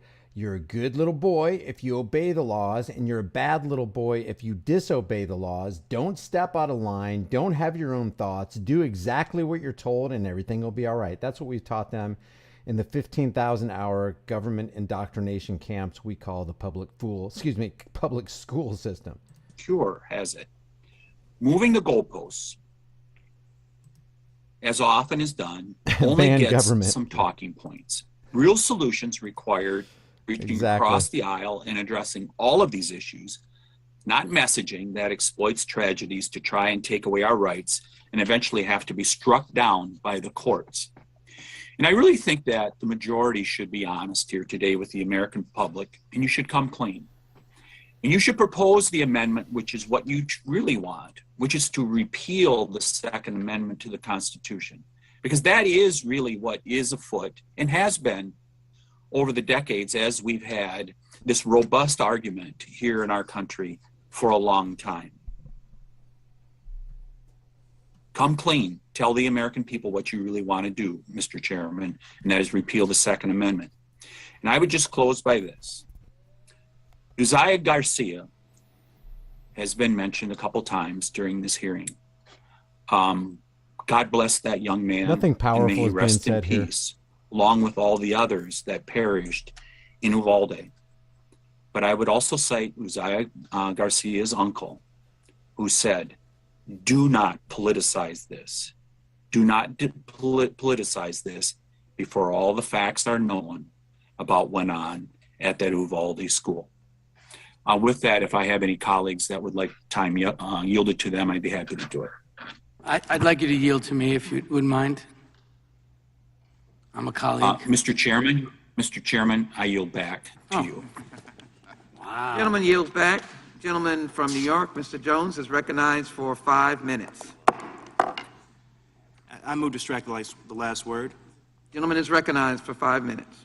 Thank you, Madam Chair, and thank you to the chairman of the full committee for convening this markup during recess so that we can advance the Protecting Our Kids Act. This is life-saving legislation. It's just ridiculous. And it cannot wait. Protecting I'm our proud kids to co-sponsor this bill, and I'm proud to support it today in committee. As the youngest member of this committee, I need to address my Republican colleagues on behalf of the generations of young people whom Republicans have condemned He's going to speak to for a grow up in whole fear bunch that of they will people be that don't want gunned to be down spoken at for. school. When I was just 11 years old, something that then seemed unthinkable happened. 2 students killed a teacher and 12 of their classmates at Columbine High School. I was afraid. All of us were. But still, I had hope that by the time I was in high school, nothing like the shooting at Columbine would ever happen again. I had faith that adults would step up. I never imagined that mass shootings, let alone school shootings, would become our new normal. Yet that is exactly what has happened. And you can thank government for that. What was once unthinkable has come to feel, for many Americans, unstoppable. Since Columbine, more than 311,000 children have experienced gun violence at school. There were more school shootings last year than in any year since 1999, the year of Columbine. Exactly, stay dormant. And there have been more than 200 mass shootings this year already. The leading cause of death of American children is now gun violence. They're just going to keep saying it till it becomes true. Behind every one of those statistics is the story of a person, often a child, who mattered. Before we even had time to grieve for the 10 people murdered by a white supremacist in Buffalo, New York, my home state, another gunman killed. But Darrell Brooks wasn't a black S, right? 4 children are orphans because their mother made the ultimate sacrifice, not on the battlefront in Iraq or in Eastern Europe, but in the classroom. And their grieving father died of a heart attack thereafter. A girl named Nevaeh, heaven spelled backwards, is in eternal rest at the age of 10. A badge of honor has been awarded posthumously for heroism, not to a police officer, but to a Girl Scout, murdered trying to call for help. To the parents who mourn and the children who fear, all you have to offer are more guns, and apparently the ridiculous idea of fewer school doors. My generation and the generations who have followed know that this epidemic of gun violence is not unstoppable. It is a choice you could make differently at any time, a choice between our lives and your guns. Time after time, we have given you a chance to do something. False choice. After Columbine, after Sandy Hook, after Parkland, and time after time, you have chosen to put your right to kill over our right to live. But your selfishness and your indifference have not killed our hope. You have transformed it. Before, we believed that you might do what the people overwhelmingly support and help advance common sense gun violence legislation. Now we know that it is up to us to save ourselves from you. We did not choose this fight. We had our own dreams for our lives, the same as you did when you were kids, but we can't let you get away with this anymore. Enough is enough. Enough of you telling us that school shootings are a fact of life when every other country like ours has virtually ended it. Enough of you blaming mental illness and then defunding mental health care in this country. Enough of your thoughts and prayers. Enough. Enough. You will not stop us from advancing the Protecting Our Kids Act today. You will not stop us from passing it in the House next week, and you will not stop us there. If the filibuster obstructs us, we will abolish it. If the Supreme Court objects, we will expand it, and we will not rest until we have taken weapons of war out of circulation in our communities. That's by violence. Each and every day, we will do whatever it takes to end gun violence, whatever it takes. He's threatening violence to end gun violence. What we will do is not fail the children of this country the way that you have failed us, the generations of Columbine, Sandy Hook, Parkland, and Uvalde. I yield back, Madam Chair. Shut up. The gentleman yields back for our purposes. The gentleman from Ohio seek recognition. Move to strike the last word. Gentleman is recognized. Thank you, Mr. Chairman. Now we know. Now we know where they want to go. We just said it. End the filibuster, expand the court, forget the Constitution. Now we know. Democrats blame guns. They criticize the NRA. They call Republicans names. But let's be honest. They've told us what they want to do. Their real beef is with the Second Amendment. Yeah, that's true. Their real beef is with the Second Amendment. I don't like Jordan, but Think that's about right. what this bill does. Mr. Massey just outlined the 6 bills thrown into one. What this bill does, it tells law-abiding citizens when you can get a gun, what kind of gun you can get, what accessories you can get for your gun, and where and how you have to store it in your own darn home. And if you disobey, you're a criminal. That's what this bill does. This is an assault. This is the start. This is the start. We know it's the start because Ms. Jackson Lee, the first person to speak on their side, said this: we're not finished. This is just the beginning. Their goal, plain and dog and simple, pony show. is to get rid of the Second Amendment. Joe Biden said it the other day. Said he wants to ban 9mm handguns. Michael Moore said it last week. Time to repeal the Second Amendment, he said.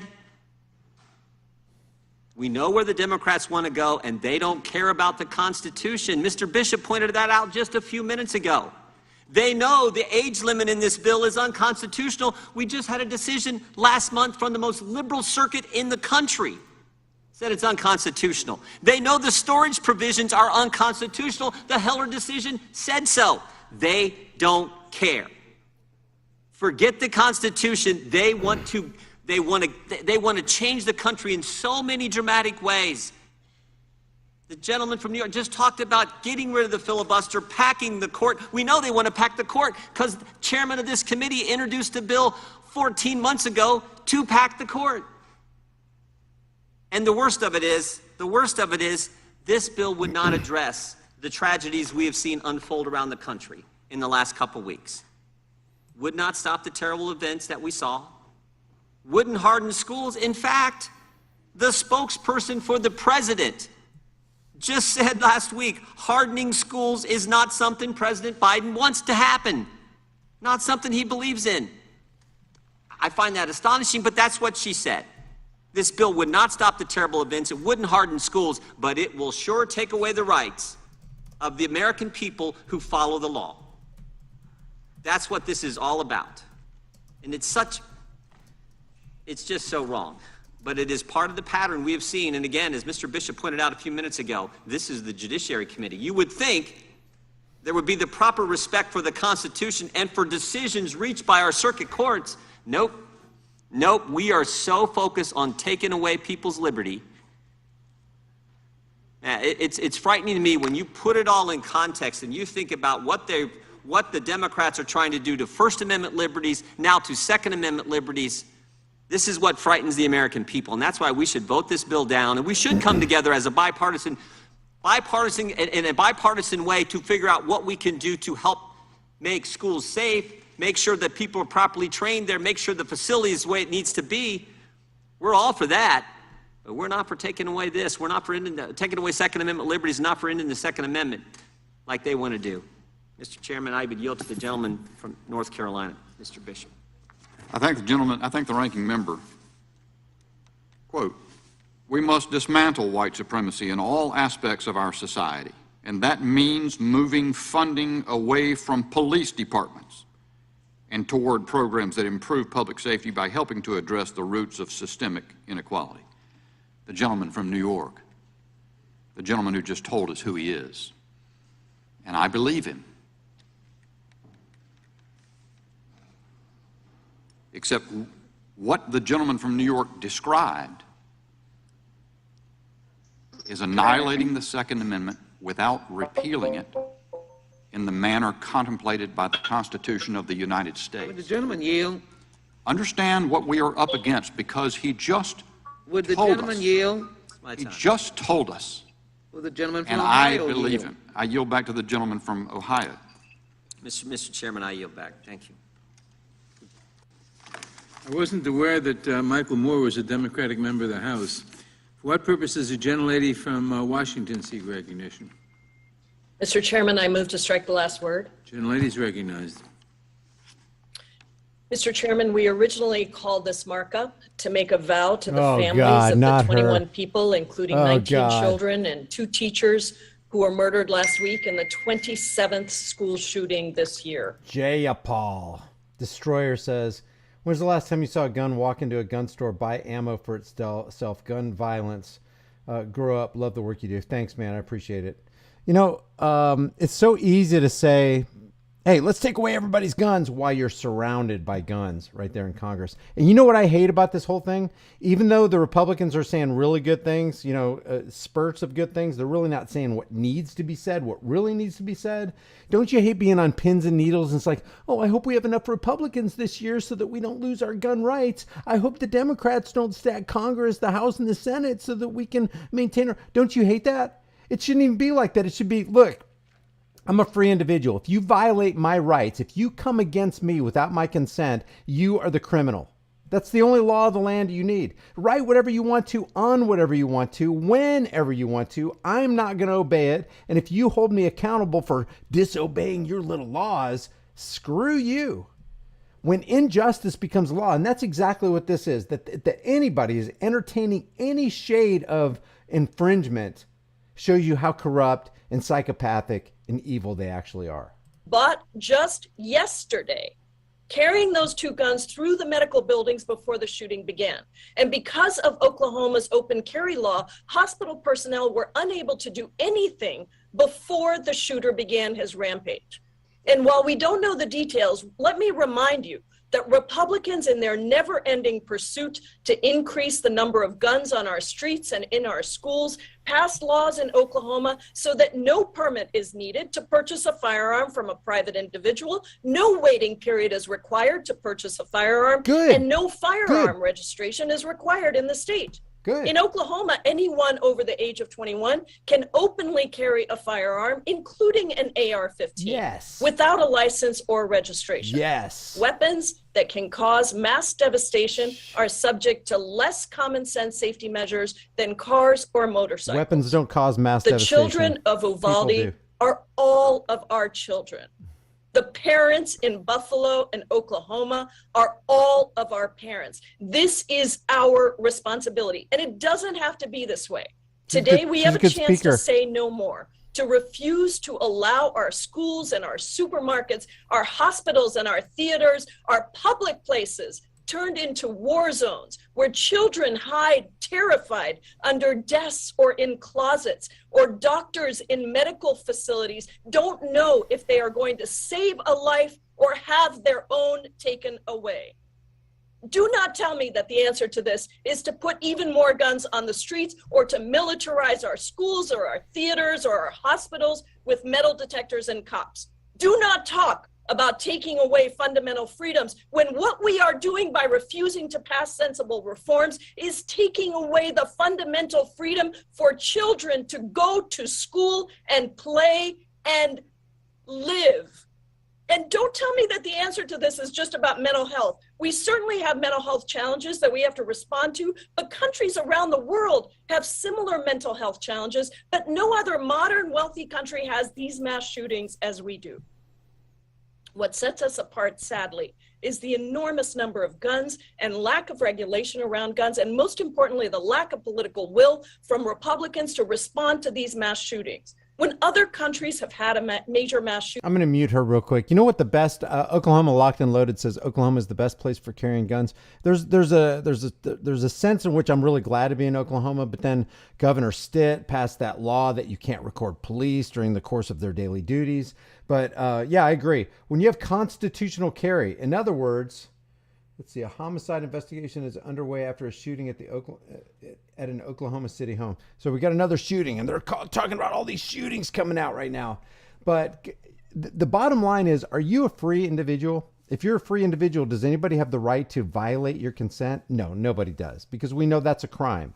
Anytime you violate somebody else's consent, anytime you violate somebody else's rights or their ability to life, liberty, and the pursuit of happiness, you have actually committed a crime. And that's what they're trying to do right here. They are trying to initiate legislation that enacts and initiates criminal activity en masse on a whole population of people. There's tens of millions of gun owners who haven't harmed anybody and don't plan to and won't ever harm anybody. But when you start making these laws, you criminalize all these people as you vilify these scary black weapons, and you're actually becoming the very criminal that you're saying that you're trying to stop. I think politicians know they're criminals. I think they do. The gentlelady yield back? I do. Gentlelady yields back. For what purpose does Mr. Stubbe seek recognition? Move to strike the last word. Gentleman is recognized. In the filibuster, expand the court, take away your constitutional rights under the Second Amendment. Well, we just heard that that's exactly what the Democrats want to do here today and in the House in this coming week. On Monday, Biden stated a 9mm bullet blows the lung out of the body, and I quote, "So the idea of these high caliber weapons is there's simply no rational basis for it in terms of thinking about self-protection." So you can't protect yourself with a 9mm. I guess according to Biden, only a 22 round ammunition would be sufficient. Then the White House walked back that statement and said he supports a ban on the sale of assault weapons, which there's no such thing, and high capacity magazines. High capacity magazines. I'm going to come back to that in a second. Yesterday, Speaker Pelosi, speaking at an anti-gun rally in San Francisco, stated, "We will have a hearing markup on an assault weapon ban." Their plans and their intentions are clear. They want to take away law-abiding citizens' ability to purchase the firearm of their choice, and don't let them fool you that they are not attempting to take away your ability to purchase handguns. They're using the magazine ban to do it. Last year in 2021, the Glock 19 was the highest sold handgun in the United States. It comes with a 15-round magazine. That gun would be banned. Right here in front of me, I have a Sig Sauer P226.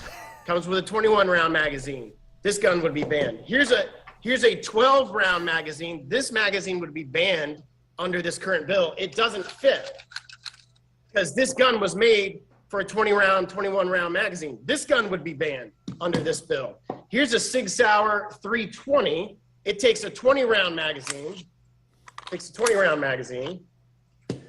a 12-round magazine that would be banned. It doesn't fit because it would be banned. This gun would be banned under this bill. Here's a gun I carry every single day to protect myself, my family, my wife, my home. This is a XL Sig Sauer P365. Comes with a 15-round magazine. Here's a 7-round magazine, which would be less than what would be lawful under this bill if this bill were to become law. Democrats it are going, fit. no. So this gun would be banned. I hope the gun is not loaded. I'm at my house. I can do whatever I want with my guns. Here's a point of order. Is exactly what the Democrats want to do. Now let's just Nadler. take the policy objectives that they're trying to accomplish and look at the municipalities that have actually passed it.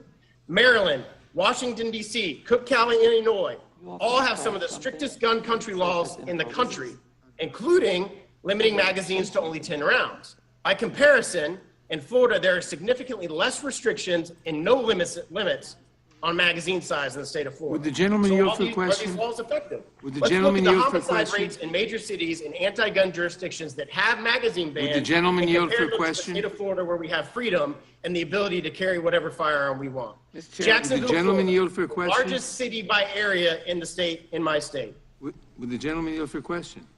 Yes or no? No, I'm trying to get my point across in the 2 The minutes answer that is I no. have left. Gentleman won't yield. The murder rate was more. Now, let me start back over, and I hope you give me my 10 or 15 seconds back that you just took. Jacksonville, Florida, the largest city by area in my state, the murder rate was more than half of D.C. or Chicago in 2021, and you are 4 times lower, and it was 4 times lower than in Baltimore, Maryland. All jurisdictions that have a magazine ban, you're safer in the state of Florida where we don't have it. If you live in Tampa, Florida, near my district, or in Orange County, where Orlando is located, in 2021, you were roughly 3 times less likely to be murdered here in Florida, in Orange County, or in Tampa than in Chicago or DC, where they both have magazine bans. And you are a whopping 5 times less likely to be murdered than in Baltimore, Maryland, than in Tampa, Florida, or Orange County.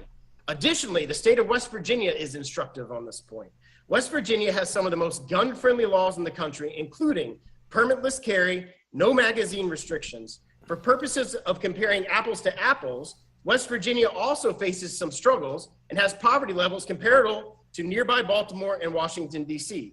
Yet someone is 9 times less likely to be murdered in West Virginia than in Baltimore, and approximately 5 times less than in D.C., according to the most recent numbers in those jurisdictions. That's a good point. These anti-gun cities, particularly ones with magazine bans, have some of the highest crime rates in the country, and they are growing worse. These laws do nothing to stop crime, and no one here thinks they will actually stop mass shootings. This is a push to take away your right to carry whatever firearm you please to defend yourself. So I hope our colleagues in the Senate are paying attention. A magazine ban will not allow you to carry these type of handguns because they don't have the capacity to take such a small magazine. I yield back.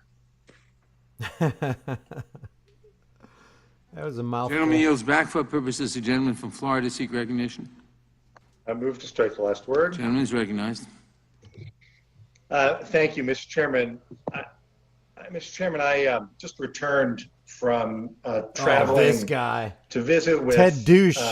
other Ted governments douchebag. in Europe who have been receiving Ukrainian refugees, who have been standing up to Russia. It was an important series of meetings, but every single meeting started with expressions of sympathy and condolences and questions about how it is that the United States continues to have this horrific gun violence problem. I thought it would be important just to respond to some of what we've heard and to make clear what we're actually doing here. First of all, to the ranking member and to Mr. Bishop, I so resent being told that I don't care about the Constitution. We all do, and you know it's not true. Oh my God. Yes, there's a Ninth Circuit decision. There are also other circuits who have come down the other way. And when you refer to Heller, I think it's important to point out the words of Justice Scalia in the Heller decision when he said, like most rights, the right secured by the Second Amendment is not unlimited. Who then went on to Because explain Scalia's a exactly sellout. how. That's why. So let's at least be clear that what's happening here, first of all, is constitutional. Now let's talk about what we're trying to do. We already passed legislation to require a check of one's background to make sure you don't have a violent history. There's nobody who's watching this who thinks that if you have a violent history, you should be able to buy a firearm. That's just straightforward. Congress has a violent history. That's what we already passed, and that's what the Senate needs to bring up and pass. And look at what's in this bill. Raise the age for purchasing a semi-automatic rifle from 18 to 21. Let's also acknowledge that in America, you can't buy a handgun unless you're 21. That somehow hasn't been brought up today. By the way, you also can't buy a drink and you can't buy tobacco unless you're 21 either, but you can go in and you can buy a semi-automatic assault rifle, which, by the way, for every time someone sits in this meeting and says, well, nothing we're doing here would have prevented this. Well, actually, if we had a law that said you have to be 21 to buy, then these two AR-15s would not have been purchased. So that's what the 1821 is. That is such, this guy's spewing so much BS, I don't even know where to start. JC says, to be safe in Mexico, you have to break all gun laws. Otherwise, you can say goodbye to your life. Cops and regular criminals rob you with guns. On red flag laws, which Florida passed, which have now been used 5,800 times. That's ridiculous. To make sure that people with violent histories don't do harm to themselves or to others. I wonder what percentage of them actually had violent histories, or the government just said, yeah, they have a violent history. Go ahead and check them out. They're a danger to themselves and others. Go ahead and violate their Fourth Amendment right and then steal all their property under the Second Amendment. Or violating their Second Amendment right. Restrictions. Don't buy them where they don't have restrictions. Take them to other cities. We're tough on crime in this committee, right? We all ought to be supportive of cracking down on gun traffickers who put people's lives at risk. Safe storage of firearms. Look, if you have a child in your house, my guess is for every one of my colleagues on this committee who owns a firearm, you store it safely. But shouldn't everyone, if they have a child in their house, have to store their firearm We're going to make you safely? store it That's safely. what this bill does. Bump stocks. Let's remember what bump stocks are. Bump stocks in Las Vegas allowed the shooter to fire off his gun as to do it more rapidly, to do it almost as a fully automatic rifle. Well, President Trump wanted to get rid of those. We're getting rid of them here. Everybody ought to be supportive of that. And then finally, on high capacity magazines, all we're doing is limiting the capacity. And That's all we're not doing. banning guns. That's all we're doing. We're not taking anyone's guns away. We're not taking anyone's magazine away either. We're limiting it. And you know why? Because when a shooter goes into a school and has to reload, or goes anyplace else where there are mass shootings, which is everywhere, and has to reload, it provides an opportunity for someone to stop him and stop the killing. That's what that's about. And I'll finish with this. Look, I completely agree. We ought to be working together on school safety issues. We ought to pass the Luke and Alex School Safety Act. We ought to pass the Eagles Act. But this isn't just about schools. This is about these horrific mass shootings that happen everywhere. We ought to pass Jamie's law that my constituent Fred Gunberg, who lost his daughter Jamie, has worked so hard on to require background checks on ammo. There's a lot that we can do. And finally, when Governor Abbott says that there's a problem getting access to mental health care, we should surge mental health care professionals into every underserved community in our country. You should all work with us. Everyone should work to get that done. This is a reasonable piece of legislation that will help to save lives. It's important that we do it. We owe it to every family who continues to suffer, as so many in my community continue to. Mr. Chairman, I appreciate your bringing this bill forward for markup, and I yield back the balance of my time. Historically, bills don't save lives. They actually cost lives. I think I like what Hold the Line Patriot said. If you served your time, you should be able to buy a gun. If you're too dangerous to own a gun, or you're too dangerous to walk the streets. That's just common sense. Totally agree with that. About bullies. Well, I think bullies showed up on January 6th and trampled all over the United States Constitution. I think bullies are trying to take away a woman's right to choose. I think bullies all over this country are involved in gerrymandering and trying to suppress the right to vote. So if you want to talk about bullies, let's talk about those things. You know, it has been very interesting listening to this discussion. As a former police chief, a former crisis negotiator, the commander of the critical incident management team, I hardly know how to describe or begin to understand why people who have the power and the opportunity to do good, to make a difference, just simply refuse to do so, come hell or high water.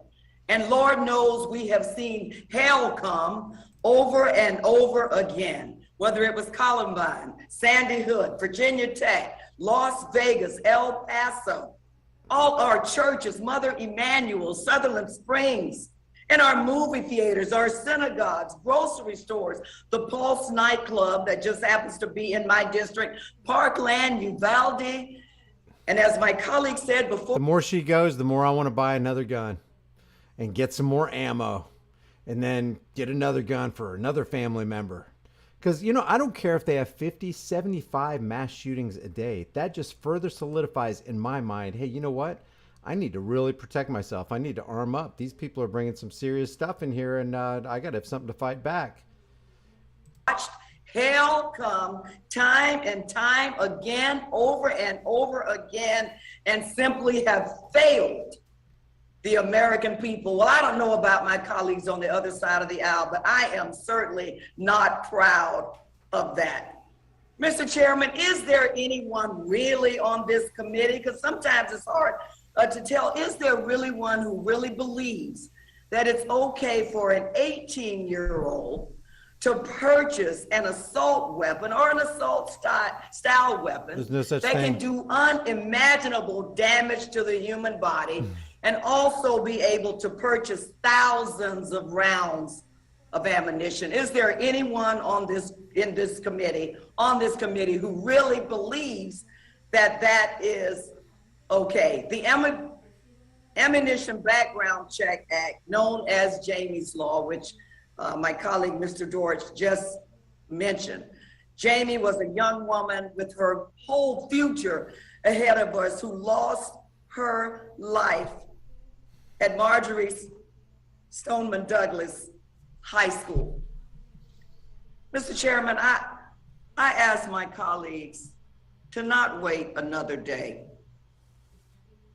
And let's just sit back and see who's going to be killed next, who's going to die next in a mass shooting. Just as we expect law enforcement to do something, well, with our power comes responsibility too. The American people are expecting us to do something. Let's don't sit back and wait for the next.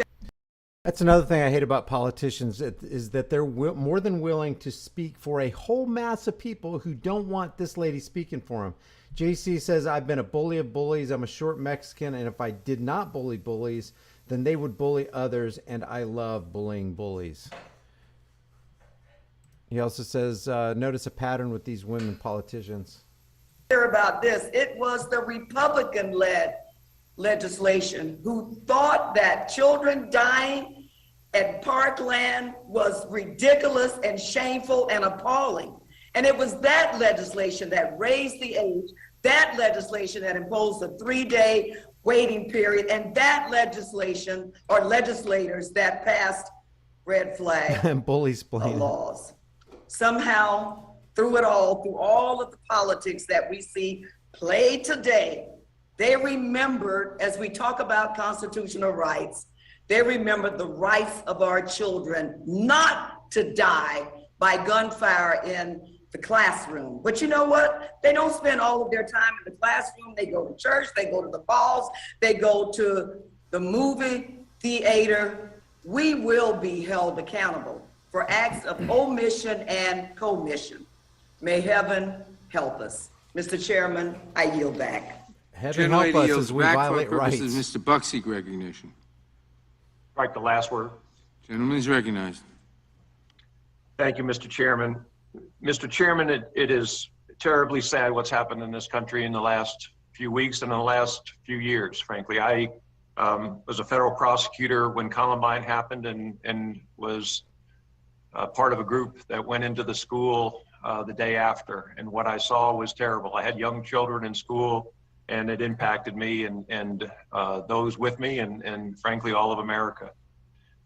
Living in Colorado, I've also experienced the Aurora school shooting, or I'm sorry, the Aurora theater shooting up close. And certainly recently the Boulder grocery store shooting. But one thing I've learned from law enforcement and one thing I've learned from being involved in these particular shootings and also observing what's happening in our country, these laws will not help the situation. And frankly, I will vote against the bill that has been proposed. It is a problem when we tell the American people that we have solutions, and we don't have easy solutions for what's happening right now. We need to hold hearings. We need to examine the underlying causes. There are some ideas that I think would be helpful in terms of hardening schools and some other ideas. Gun-free school zones have been a failure. Gun-free zones have been a failure. The Aurora theater shooting, there were... Hey guys, there's 514 people in here. I really appreciate it. If you like this content, give it a thumbs up. There's 389 likes. Let's see if we can get to 400 real quick. I've got a premiere that I'm going to be premiering on my Grease Monkey video channel. Put a 1 in the room. I don't understand. Why do I keep getting this guy out of the room and he keeps spamming? What's the deal? Put user in timeout, hide user on channel. I hide him, I report him, and for some reason he keeps coming back. I don't understand how that... Let's see, report message. I don't get this. Anyway, here's the deal. I've got a video that I'm premiering on my Grease Monkey Videos channel where Trish and I interview this pretty interesting character on the corner, in between the NRA conservatives who are being yelled at by the liberals on the other side of the street. Put a 1 in the room if you want to watch that premiere on this channel. If I get, let's see, there's 517 people in here. We'll continue watching this and we'll go back to it. But let me know, put a 1 in the room if you want to watch it with me here so we can do it live, because premieres aren't live. They're pre-recorded and the chat is live. So if you want to do that, put a 1 in the room. If I get 50, let's say 51s, then we'll watch that live right here if you guys want to do that, if you guys got time to do it.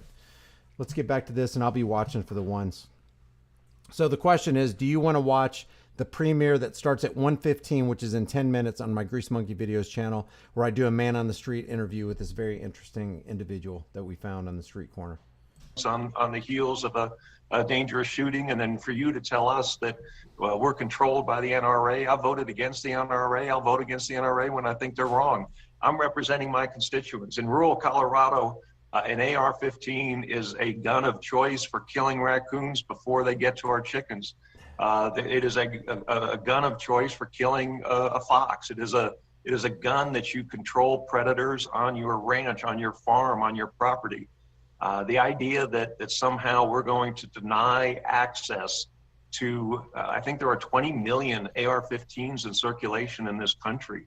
All right, cool. We'll do that then. And then we'll skip back to this right here. Let me just see. Let me go to the, here's the deal. Let me just make sure that it is. Yeah, here it is right here. 18 waiting.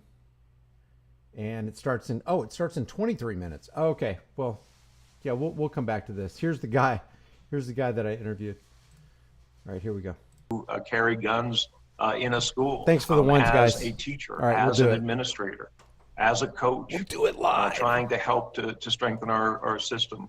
I think we've got to get beyond the finger pointing at this point. I think we've got to get to the point where we're holding hearings, and I hope when Republicans take the majority in November, that in January, we will start to hold hearings and come up with answers that are meaningful, not answers where we tell the American public we've solved the problem.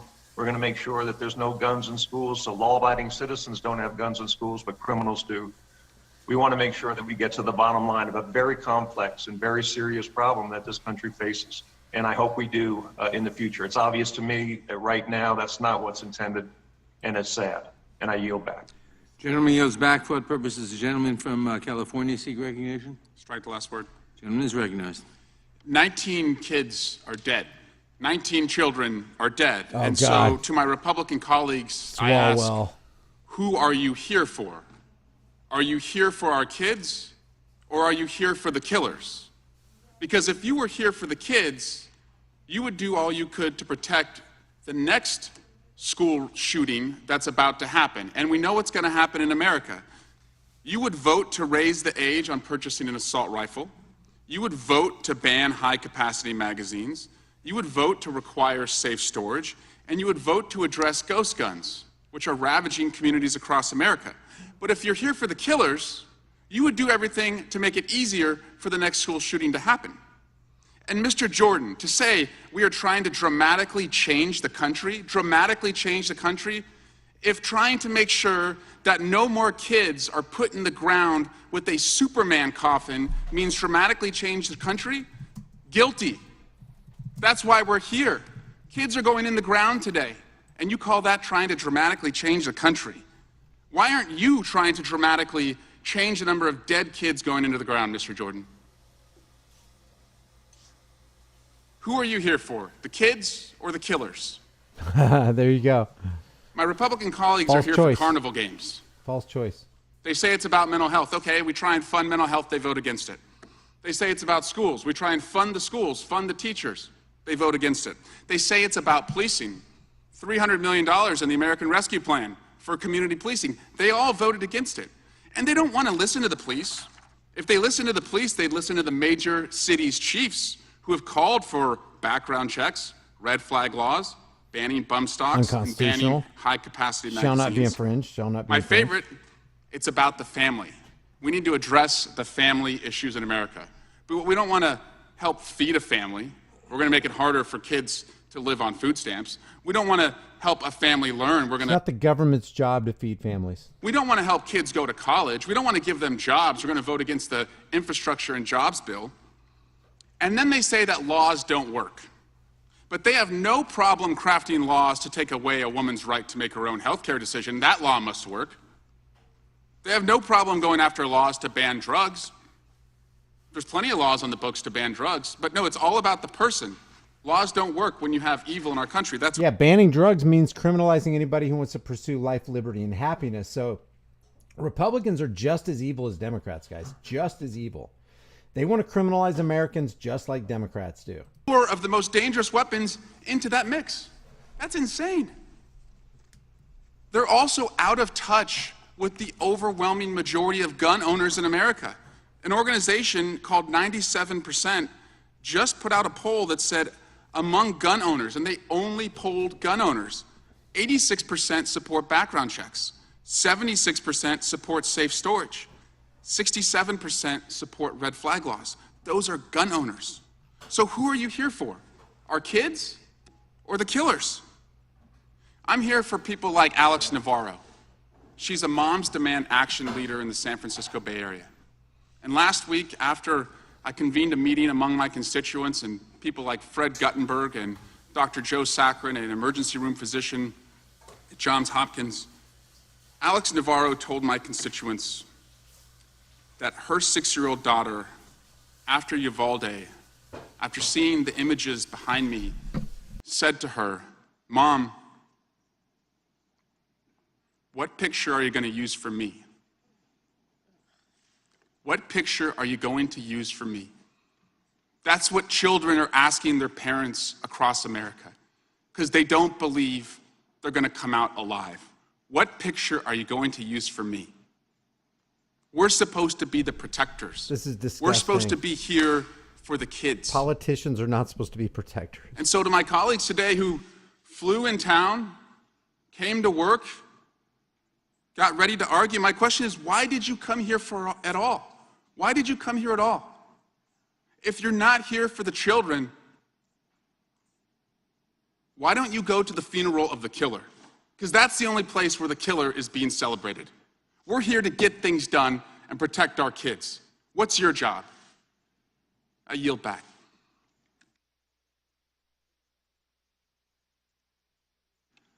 Gentleman yields back. For what purposes, Mr. Gorman, seek recognition?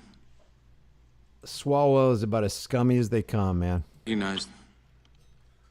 Thank you, Mr. Chairman. I don't think that it's very effective for the children to have people on the other side of the aisle come in and accuse Republicans of being complicit in murder, and that we put our right to kill over others' right to live, to infer by rhetorical supposed questions, who are you here for? We must be here for the gunman, is an outrage. How dare you? You think we don't have hearts? It's just that when we look at the things that you're doing and you're trying to do to America, we've seen the carnage. I mean, for heaven's sake, let's take example. Democrats control the major cities that have the worst murder rates. That's right. Your ideas have been shown to get people killed. Are you here for the murderers in Chicago, in Philadelphia, in these other major cities, because you're wanting to do nationally what is being done by Democrats in those big cities? We care about people. We care about their lives. And lives have been so trivialized. We care deeply. How dare you? How dare you, you arrogant people, attributing murder to those of us that want to do things to stop it? Because we've seen what your ideas do. They create more murder. Okay, let's look. Rochester, New York. These are cities that set the all-time high homicide rates in 2021. This is what you're shooting for, apparently, figuratively speaking. Rochester, New York, they had a record homicide rate of 80. Not that big of a city. Philadelphia, 524 last year. And by the way, all of these are Democrat mayors. Louisville, Kentucky hit a high homicide rate. Baton Rouge, Louisiana, Austin, Texas, Indianapolis, St. Paul, Portland, Albuquerque, Tucson, Columbus, Jackson, Mississippi, Atlanta, New Haven. Those are all Democrat ideas. They control. They've done so many of the things that Democrats in this committee want to do.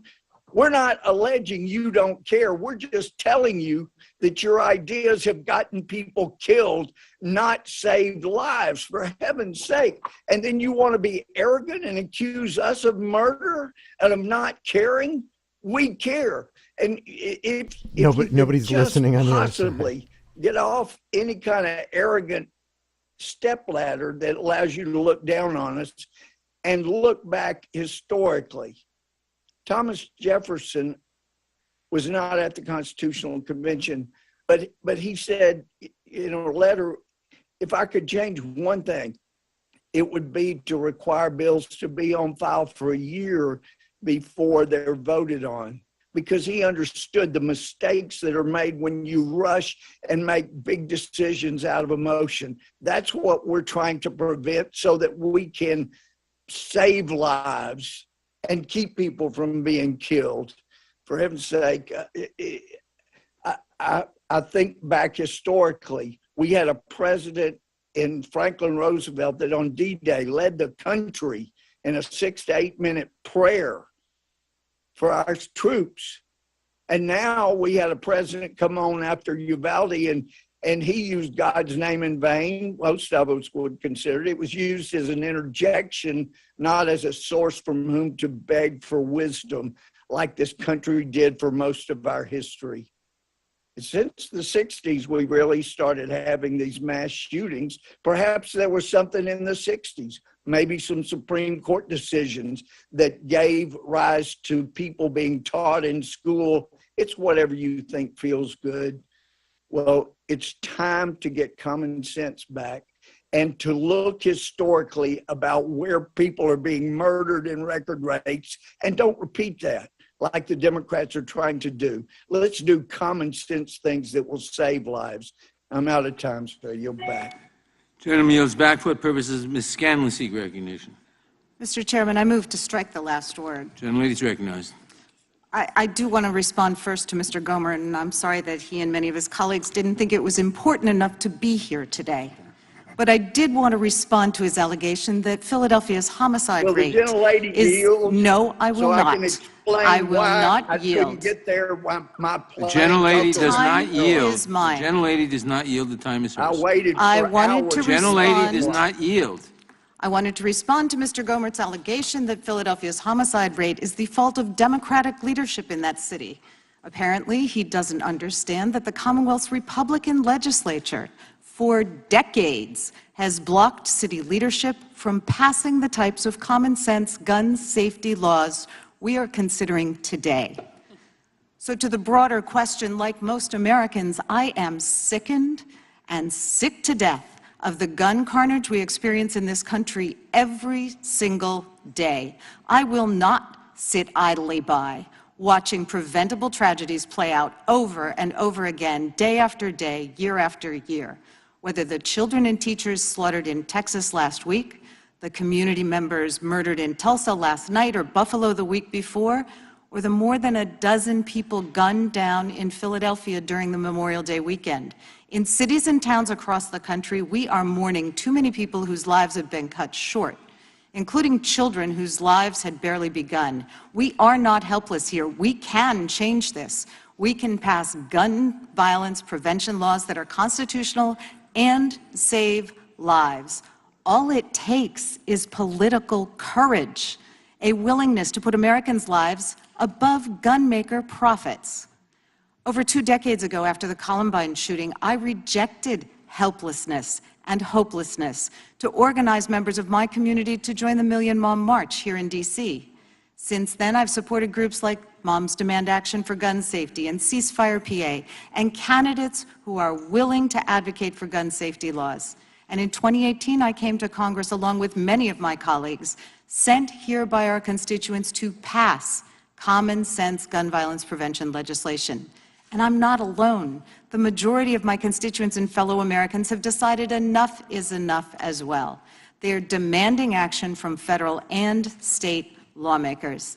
Gun violence is a big, multifaceted problem, but doing nothing is not a solution. The profits of gun manufacturers cannot be worth more than the lives of our children, our neighbors, our teachers, our doctors, our seniors. We must do something, anything to save just one life, anything, say the politicians, including turning our government guns on tens of millions of innocent gun owners. Away the guns of responsible gun owners. I want to echo Mr. Deutsch in reminding our colleagues of Justice Scalia's opinion in Heller, in which he said that like the other rights secured by the Bill of Rights, the right secured by the Second Amendment is not without limits. Or as other justices have noted, the Constitution is not a suicide pact. This bill before us is not about being pro-gun or anti-gun. It's about desperately needing to stop gun violence. To my colleagues who oppose each and every common sense gun safety measure, do not insult Americans, our children, our teachers, or the memory of all those we have lost by offering thoughts and prayers with no action. Year after year, decade after decade, as the Bible tells us, faith without works is dead, and we are here to work. Do not insult Americans by offering hollow solutions like turning schools into armed fortresses when you won't spend the money to remove asbestos or lead from those schools. Do not insult Americans by advocating to arm teachers and guidance counselors and librarians when many of our schools don't have enough money to hire guidance counselors or librarians or enough teachers. And do not insult Americans by saying that fortifying schools is the solution when our children and the rest of us have to face the prospect of gunfire on the way to or from school and work, or the supermarket, or the hospital, or the movie theater, or our churches, mosques, and synagogues. I refuse to tell our children there's nothing we can do, that they must be sacrificial lambs to a twisted theory of armed Second Amendment liberty that is decoupled from personal responsibility. Our children know as well as we do that something can be done. We know it in our guts. Our children deserve to learn and grow in safety, and we have the power to give our kids a more hopeful and bright future. This weekend, America's National Youth Poet Laureate, Amanda Gorman, offered us a hymn in which she says, "May we choose our children over chaos. May another innocent never be lost." Mr. Chair, I yield back. Gentlelady yields back. For what purpose does Mr. Johnson of Louisiana seek recognition? Thank you. Move to strike the last word. Gentleman is recognized. Thank you, Mr. Chairman. We've heard some really outrageous and even very revealing things today. Mr. Jones said several minutes ago that we Democrats are seeking to abolish the filibuster and expand and pack the Supreme Court. We'll do anything necessary, he said, and that's what we know this is about. On Monday, President Joe Biden looked into a camera and said that he wants to ban 9mm handguns. This is one of the most widely purchased and used handguns by the citizens, law-abiding citizens of this country. In 2018, retired liberal Supreme Court Justice John Paul Stevens called for the repeal of the Second Amendment. And in recent days, liberals in Hollywood and even on Capitol Hill have started to echo that drumbeat once again. Our colleagues 6 more minutes till the premiere, guys. been listening since it started. They've claimed, for example, that raising the purchasing age for semi-automatic rifles and shotguns to 21 will reduce school shootings. But as has been noted, this action has already been ruled unconstitutional by the liberal U.S. Court of Appeals for the Ninth Circuit, no less, when they struck down a California law imposing similar restrictions on gun purchases for 18 to 20-year-olds. Would the gentleman yield today, for a moment? I will not yield. Today, they've claimed that Republicans don't care about gun violence. We've heard this breathlessly over and over and over, and that's just outrageous. House Republicans have worked tirelessly to combat gun violence and have enacted meaningful laws to put more resources into mental health, to provide training for guidance counselors, to fund grants for law enforcement while the other side was trying to defund it, and provide money to harden schools. As has been noted today, President Biden apparently is not in favor of that idea. And that just seems crazy to anyone who looks at it objectively. Today, Democrats have claimed that gun-free school zones promote school safety, but arming teachers and school administrators would mean well-trained adults would be at the ready to protect themselves and the innocent children in their care. The depraved shooter in Buffalo a few weeks ago wrote in his manifesto, quote, "Areas where carrying a concealed weapon or outlawed or prohibited may be good areas of attack." Yeah, obviously. And of course, tragically, the elementary school in Uvalde banned people from carrying firearms. Yesterday, I interviewed for my podcast, Pastor YJ Jimenez. He's a pastor there on the ground who is ministering to the people of that West Texas community who have suffered from such unspeakable loss. His calming presence and clear conviction in national interviews has captured the attention of millions of Americans because he has spoken to the root causes for all this modern violence and bloodshed. America has a heart problem, he said, and he's exactly right. As Mr. Buck noted a few moments ago, what we're seeing right now is the results of decades of decline with the secularization of American society, the open assault on religion and morality and absolutes, and the breakdown of law and order. We're seeing the results of all this on young people in clinical settings, in the culture at large, and of course in our schools. And it's an inevitable that we've made in this culture. Yesterday, a New York Times survey was published that found that 94% of school administrators today say that students are suffering from anxiety and depression, and 80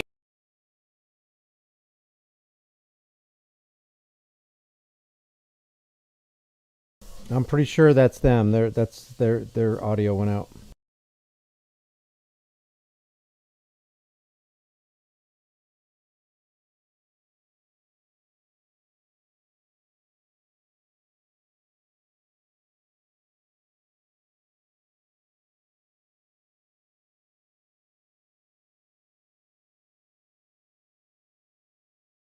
Yeah, I don't know why their audio went out. It's not. Oh, there desires that to It came address the back. false claim that was just made about him. Mr. Gobert, are you still with us? Yes, I am, and I appreciate my friend from Louisiana. I waited for hours at the DFW airport, but there were problems with the flight. That's why I'm not in D.C. He's wasting But just time. like we've heard on so many other allegations, they're without basis, without knowledge. But one thing we've learned repeatedly, when Democrats accuse Republicans of things, whether it's colluding with Russia, it's often gaslighting and tells us more about what's in the conscience of the accusers. And I would also remind my colleagues, I didn't know in 2016, but when the Democrats took the House floor, they obstructed an official session of Congress, which is a felony. And that's what many of January 6ers were charged with. I yield back. Yield back. Thank you. Gentleman yields back for the purposes. Gentleman from Colorado seek recognition. Mr. Chairman, I move to strike the last word. Gentleman is recognized. Thank you, Mr. Chairman. I'd be remiss if I didn't respond, at least briefly, to my colleague, Mr. Johnson. We have extended debates from time to time on the Constitution and our competing views of the constitutionality of different provisions, but I have to confess that I have seen Republicans do something today that I never thought I would ever see, which is apparently praising the Ninth Circuit Court of Appeals and taking the position that a Ninth Circuit Court of Appeals decision is the final word on the constitutionality of a given provision. Of course, I've served on this committee long enough to remember my colleagues on the other side of the aisle complaining about the Ninth Circuit year after year after year and making the case that simply because the Ninth Circuit had ruled something unconstitutional did not mean, as a dispositive matter, that the statute in question was unconstitutional. But in any event, I'll digress. Mr. Chairman, I want to say— Would the gentleman yield for a moment? I'll yield to the chairman, of course. Yes, I simply want to point out that the so-called liberal Ninth Circuit that made that decision, the panel was composed of 2 Trump appointees who decided on the majority and 1 Clinton appointee in the minority, and other circuits have decided to the contrary. So talk about this so-called liberal Ninth Circuit is historical, but no longer the case. I yield back. Which is more proof that they're all aligned against us. Democrats, Republicans, it doesn't matter. Point. And again, apparently the new standard for my colleagues on the other side of the aisle is that a singular panel decision from the Ninth Circuit is the final word on the constitutionality of a given state statute. Notwithstanding the potential en banc consideration to follow or potentially an appeal to the Supreme Court. In any event, I want to say thank you, Mr. Chairman, for holding this critically important emergency hearing. Our hearts are broken for the children of Uvalde, Texas. They are broken for the people of Buffalo, New York. And they are broken for the countless Americans that are being murdered each and every day in our country. Mr. Chairman, as you well know, the level of gun violence in our country is not normal, and we cannot stand for it. It is time, long past time, for this Congress to finally act and to start saving lives. My home state of Colorado has experienced the pain and the tragedy of gun violence far too often. In 1999, I was 14 years old when my high school was put on lockdown because 10 miles away, 2 shooters had entered Columbine High School and murdered in cold blood 13 innocent teachers and students. From Columbine to a movie theater in Aurora to the STEM school in Highlands Ranch, and as was mentioned previously, to a grocery store in my community. All right, this premiere is about to start, guys. Yeah, I agree, Brian P. I like that quote by Lysander Spooner. A man is no less a slave because he's allowed to choose a new master once in a term of years. Exactly. It's truly insanity to continue voting for the chains of your own oppression, and it's criminal insanity to vote for the chains of somebody else's oppression. I mean, if you want to be a slave, that's on you. JC says, see a trend about these women and these lack of masculine figures in my life, men who love abortion and hate guns. If you see it, I'm glad. Yeah, I don't like to broad brush women because there are women who aren't like those women right there. I just don't. I think it's wrong. I think it's misguided to actually broad brush anybody. I wouldn't want somebody to broad brush me. It's like, oh yeah, all you Oklahomans, you're all the same. Okay, whatever. Law goes as follows: the Declaration, the Constitution, Supreme Court decisions, federal law, state law, city codes, and ordinances. Yeah, and a lot of that's just bogus, man. It's just bogus. So here goes. This is the premiere where I interview this guy on the street corner where all the melee's going on around us with the protesters across the street yelling at the NRA guys. So this is going to get underway in about a minute here. Fill up for markup today, and I yield back the balance of my time. Gentleman yields back. For what purpose does Mr. Shabbat seek recognition?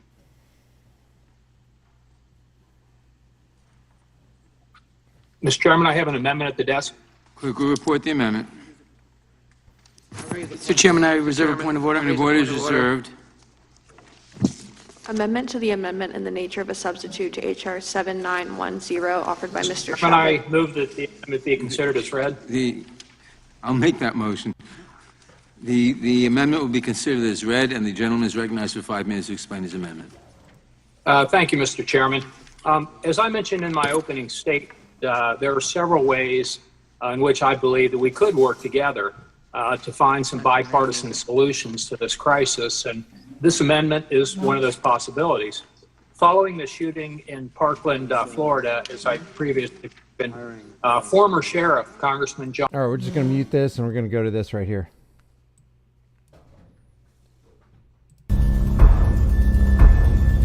I'm glad we get to share this live here.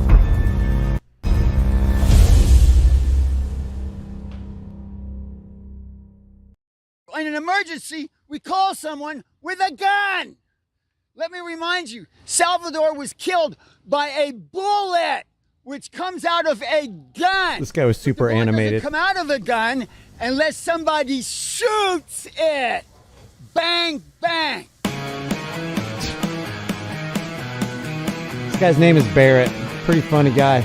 But watch how... All right, I'm out here in Houston, Texas, in the front of the stadium that's holding the NRA convention.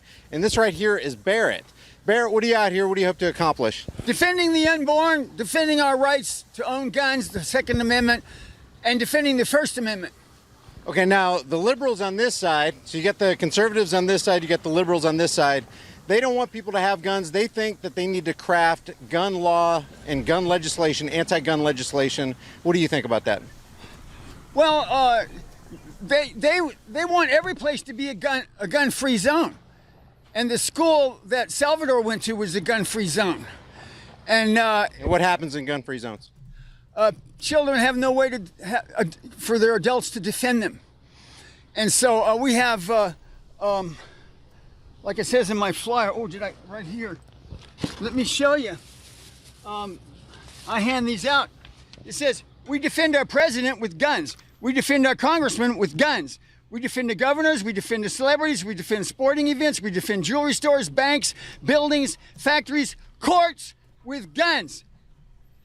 We defend our children with a sign that says, this is a gun-free zone. Can you guys hear this okay? Basically a welcome mat for criminals. Yeah. And then, in an emergency, we call someone with a gun. Let me remind you, Salvador was killed by a bullet, which comes out of a gun. But the bullet doesn't come out of a gun unless somebody shoots it. Bang, bang. All right, but let me push back, okay? Let me push back. AR-15s are black, scary, and they're assault-style military rifles. What do you have to say about that? Well... I'm not concerned about the size of the guns and how many shots it can fire.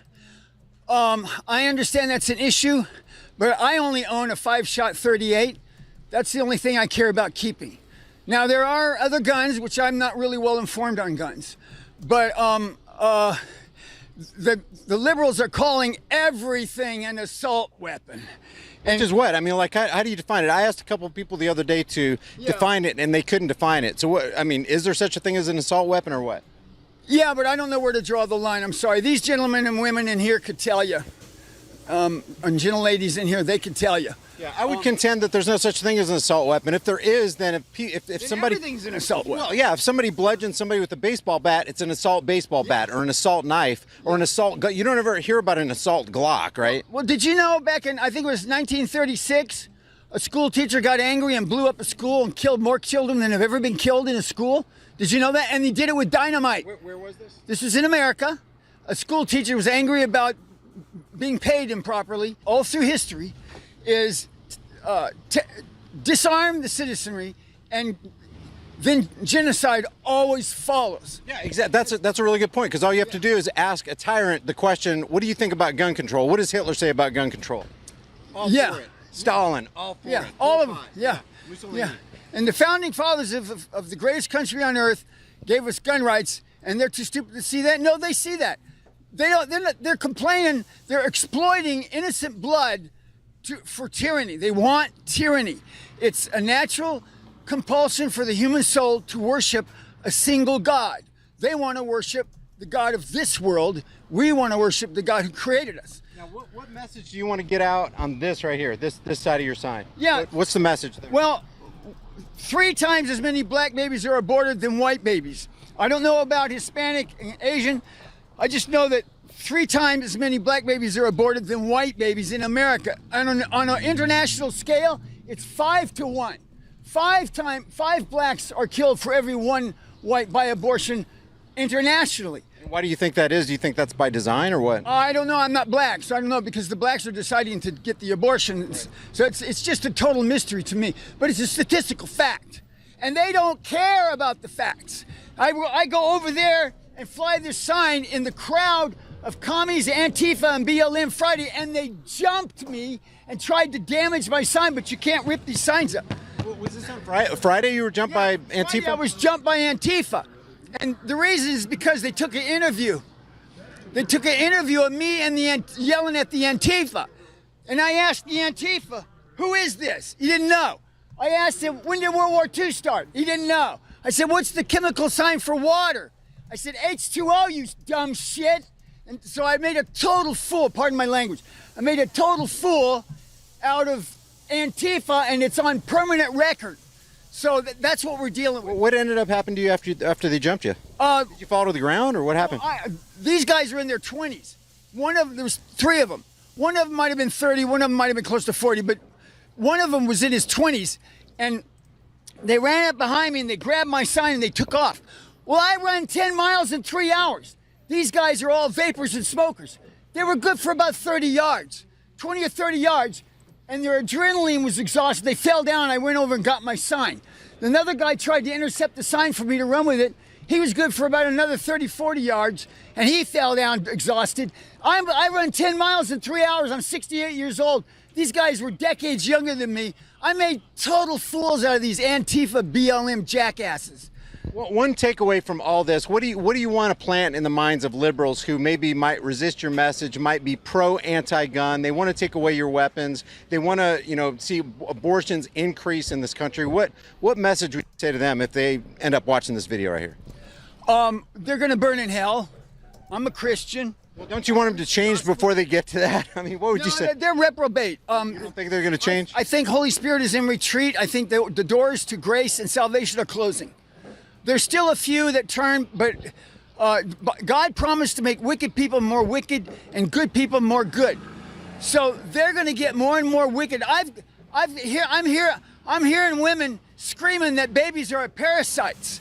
I'm hearing women screaming to eat your abortion. I mean, these people are completely gone. You can't convert a reprobate. Their conscience is seared. I come from the 1950s and the 1960s. When a woman got pregnant out of wedlock then, she went to an unwed mother's home, and nobody in the neighborhood knew what happened. She'd come back a little while later and say, oh, I went to visit my grandmother. They were ashamed. There's no shame anymore. Their conscience is seared. Now they're proud of their sin. Instead of going to a church hat in hand for charity, now they march down the street demanding their government check. So I come from a time when people were ashamed of those things. There was decency if you used profanity in public like I just did, you would have been. They would have said, "Sir, keep your language clean, or we're going to have to take you off the street." Put a bar of soap in your mouth. Or put a bar of soap in. Yeah. Okay, so how about on the positive side? What would you say to somebody who's watching CNN, MSNBC, or whatever, and they're feeling compelled to maybe go on the other side of the fence and go, well, maybe gun restrictions aren't so bad? What would you say to somebody who's kind of waffling right now? Because, you know, what they're using is the 19 children and what happened in Uvalde. They're trying to drum up the emotions. They're trying to gear up the narrative. What would you say to those people who are going, well, okay, maybe for the sake of the children, we should curtail some of our rights? Well, I'm a preacher. I'm a Christian. Jesus Christ is God. His blood paid for our right to defend ourselves. Bang, bang. He gave us that right. He didn't give us the right to break the law. He gave us the right to defend ourselves. If it's an unjust law, then you're righteous to break that law, right? Yeah, well, yeah, it's called civil disobedience. That gets very complicated. It's legal to kill babies in the womb today, you know, according to the United States. So. Yeah, and it used to be illegal to free slaves, but if you did it, you're a righteous person, right? Yeah, right. Yeah, well, and back then in World War II, the KKK were almost all Democrats, and today they're still almost all Democrats. And it was the fundamentalist Christians who had the backbone and the giblets to fight against slavery. It wasn't the Southern slave owners. It was the Northern fundamentalist Christians who fought against slavery. And it was the fundamentalist Christians in Germany who fought against Hitler. Some went underground, some got executed. Just to be real clear, you believe shall not be infringed means shall not be infringed, right? Yeah, that's state and national sworn statement from these gentlemen and from the police. Yeah, so referring to the Second Amendment. So are you against all background checks, universal background checks and otherwise? You know, I have to be honest, I'm not that well informed on background checks. I think everyone should have a background check. So I haven't looked into it. But as far as I can tell, yeah, I have nothing against background checks. You wouldn't see that as an infringement? Because basically it's the government looking at the individual saying, hey. The national government, it's not the federal government's business. It's the state, just the state. Is it the state's business what an individual does, really? You think does states' rights, the state? Well, okay, now, if you own 25 guns and you've got 5 kids under 10, you're not going to keep those kids completely away from those guns. They're going to see them, you're going to show them to them, you're going to keep them safe and unloaded. So what the liberals want to do is make it a felony to have those guns on your property, and they want to do a background check, and if you voted wrong, you don't get a gun. That's what they want to do now. And they want to criminalize. I mean, Biden just said that we are terrorists, that we are the enemy of the state. And the reason he said that is because he's scared of us. He knows we have the Constitution. He knows we have the Constitution on our side. He knows we have the First and Second Amendment, all the amendments on our side. So I would push back against you on this. It says a well-regulated militia being necessary to the security of a free state, the right of the people to keep and bear arms shall not be infringed. Yeah. If there's a background check, that puts a barrier between you and your right to reach out and get a firearm. So I probably shouldn't say anything. I'm not informed on that well enough. I personally call background checks infringement checks because it's truly an infringement. Yeah. You know what I mean? I think a free man does not need to ask for permission from anybody to act free and live free. Well, before I bought my 38s, I thought they did a criminal check on me, didn't they? Well, probably, but that's not a background? Yeah, but I think that's completely, it's lawless. It's immoral. No man is above you. Yeah. Life and property than you. So if that's the case, then nobody can say, hey, I don't want to give Barrett the permission to have a firearm. You don't need permission from another man. You don't need a guy to go, hey, can you look into my background and make sure I didn't commit an indiscretion when I was 17 or 18? Because if you did do something wrong when you were 17 or 18, they're going to go, like in the state of New York or California, they won't let you have a gun if you did something wrong when you were 18. Well, it doesn't say anything about background checks in the Constitution. Exactly. So that's my point. Yeah. Exactly. So that's why I'm undecided. But shall not be infringed means shall not be infringed by anybody. Yeah. Exactly. Yeah, well, I have to agree with that. Yeah. So Barrett, hey man, I really appreciate you. I appreciate your message. I appreciate you standing out here, and thank you for the interview, man. This is Barrett. And where can people find you? Are you on the internet? Yes. Okay, what's the... BarrettHaynes1@gmail.com. BarrettHaynes1@gmail.com. Haynes is with a Y, and Barrett is Barrett. So if people want to reach out to you, support you, or whatever, that's how they get a hold of you. Yeah, well, I don't need any support financial, but if you want to join me in protests, because I'm getting more and more people to join me. Friday and today, I am the only counter-protester out here against abortion. The only one. And I'm in Houston, Texas. Holy Christ. Where you coming from? Where do you live? Houston. Oh, okay, you live here. Yeah. Okay. I'm the only Christian protesting these baby cannibals in Houston. That's almost unbelievable. Let me say a word for Katie Christian Magazine. Go, Katie Christian Magazine. If you're tired of fake news, get Katie Christian Magazine. God bless our police. I back the blue. I back the blue. I back the blue. God bless. Back the blue till tyranny happens to you. Right? Back the blue. Okay, God bless you. God bless you. Hey, about the back the blue thing real quick. The police are committing some major atrocities, taking away individual rights. I was over there giving interviews the other day, and my First Amendment rights to freedom of press were trampled like crazy. That's from the blue guys. That's from Houston Police. Up there, that was the same place I was jumped by Antifa. Yeah. And it's what the police do is the crowd of baby cannibals gets bigger and bigger, and so then they move us. They don't tell them, no, you can't come here. This is counter protesters. They move us. Here's the problem. I don't. You know why I don't back the blue? Because the men in blue, the thin blue line, are going to be the ones knocking at your door, initiating those red flag laws. You know what I mean? They break their oath if they do that. See, I'm putting people together. We're gonna start movements to stop that. Do you know any law enforcement officer that doesn't break their oath? No. In fact, every time I talk to one and I say, when they come to get our guns, you're gonna stand down, right? You're gonna stand down. Not one officer has ever said yes. They either say no or they don't answer me. Every one of them. That's straight up. How can you still back the blue then?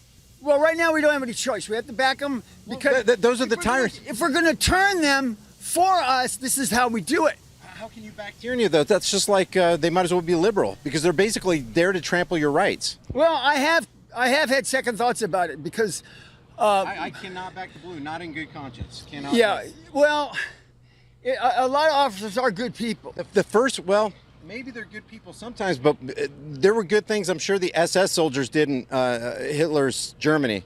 I'm sure they were good to their kids. I'm sure they pet their dogs and all that kind of stuff. But as soon as the Reichstag fire decree happened, they took gun rights away from everybody. It didn't have to be Jews. It was Germans and everybody. Everybody but the government had guns. Right now, it looks like all the cops are going to turn. And it looks like they already have. They don't need any more prompting. See, the bad part is the politician writes the law, and a law is the opinions of politicians backed by the threat of force, and that force comes from the police, from a badge, and the military, and these guys. That's why I go over and tell them I support them to keep them on our. If there's any of them on our side, I go over and say thank you for serving to keep them on our side. I think they need to be shamed. I don't think they need to be backed. That's just my opinion. This does kind of shame them. No, it actually glorifies them. Back in the blue is actually saying, "Hey, I support you guys." You know what I mean? I understand your point, and I'm having second thoughts about it. But the first red flag law was in, if I'm not mistaken, it was in Massachusetts. The guy did absolutely nothing wrong. Somebody called in and said, "Oh, I think he's a danger to himself and his community." The Massachusetts police came in and killed the guy. That's right. That's why I say back the blue till it happens to you, till you become the victim of tyranny. Well, let me say one more thing that you might not have gone on because your camera went off. In the 1930s, a school teacher blew up a school with dynamite and killed more children than have ever been killed at a school in America. And it wasn't with a gun, it was with dynamite. It's not the gun, it's the person. It sounds like a relative of Hillary Clinton. Yeah. But that happens. Barrett, thank you very much, man. Okay. I appreciate it. My pleasure. God bless you. If you haven't done so already, subscribe to this. I got to tell you, when he did that, I backed the blue. It caught me totally off guard because I didn't think the conversation was going to go in that direction. So I felt like it was my responsibility to press him on that and give him something to think about without talking down to him. I don't want to put somebody on blast and go, "What the fuck are you doing?" But I want to give them something to think about. He made absolutely no sense when he says that he wants to back the blue after he said he will continue backing the blue and continue saying that he's going to support them to try to get them on our side, when he just said that he knows that they're not on our side.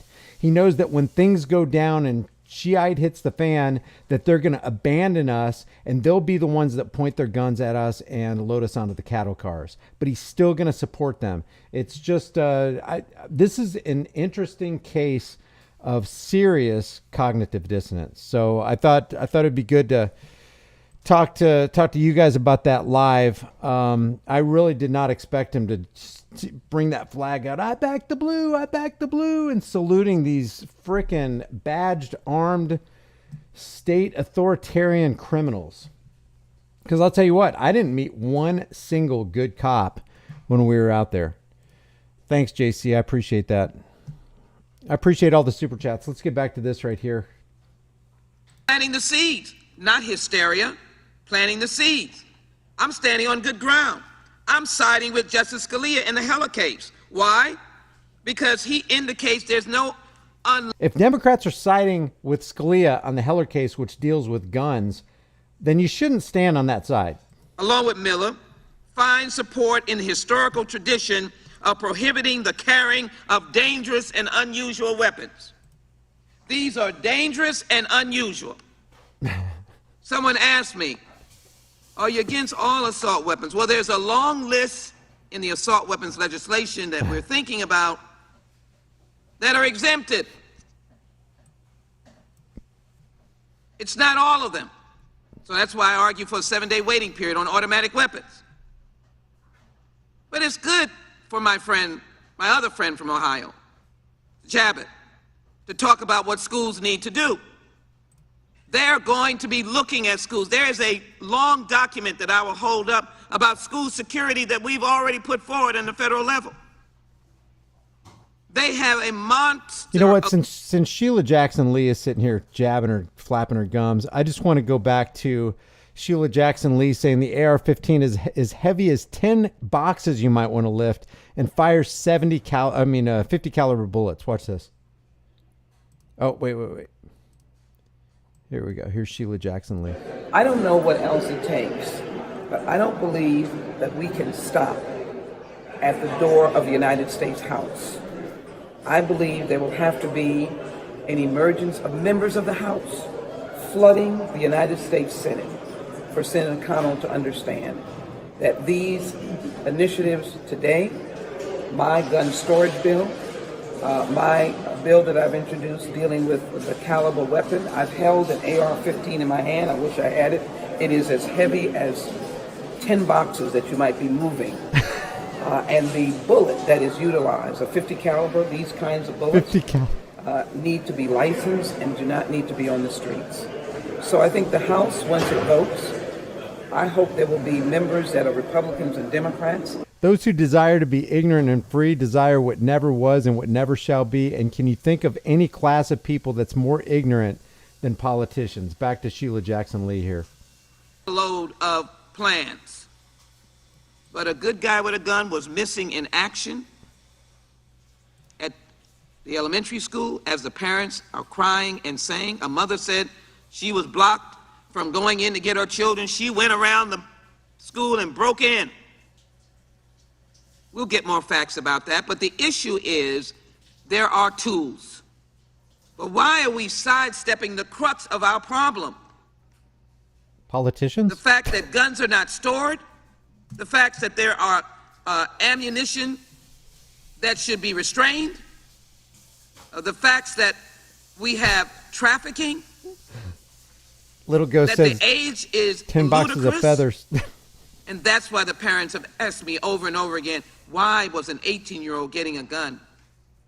And the grandmother who saw this child get it, his gun was not stored or locked up. Maybe he bought it, but maybe the parents should have had the key. They did not, or maybe when he bought it, there should have been some devices for storing. So again, I'm not going to say anything about Mr. Chabot's amendment other than it can already be done. And it's not on the crux of what we're doing today.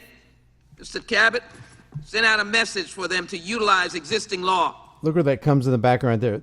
ATF.gov. ATF.gov. Let's see. How many lives are they responsible for taking? But you are moving away from what we're dealing with. The killing with these guns and munition needing to pass the Protect Kids Act. We need to pass it now. Exactly. JC says there's a lot of bad guys with guns that day, the cops. Mike, the last word, Mr. Chairman. Gentleman is recognized. I would yield to the gentleman from Ohio, Mr. Chabot. I thank the gentleman for yielding.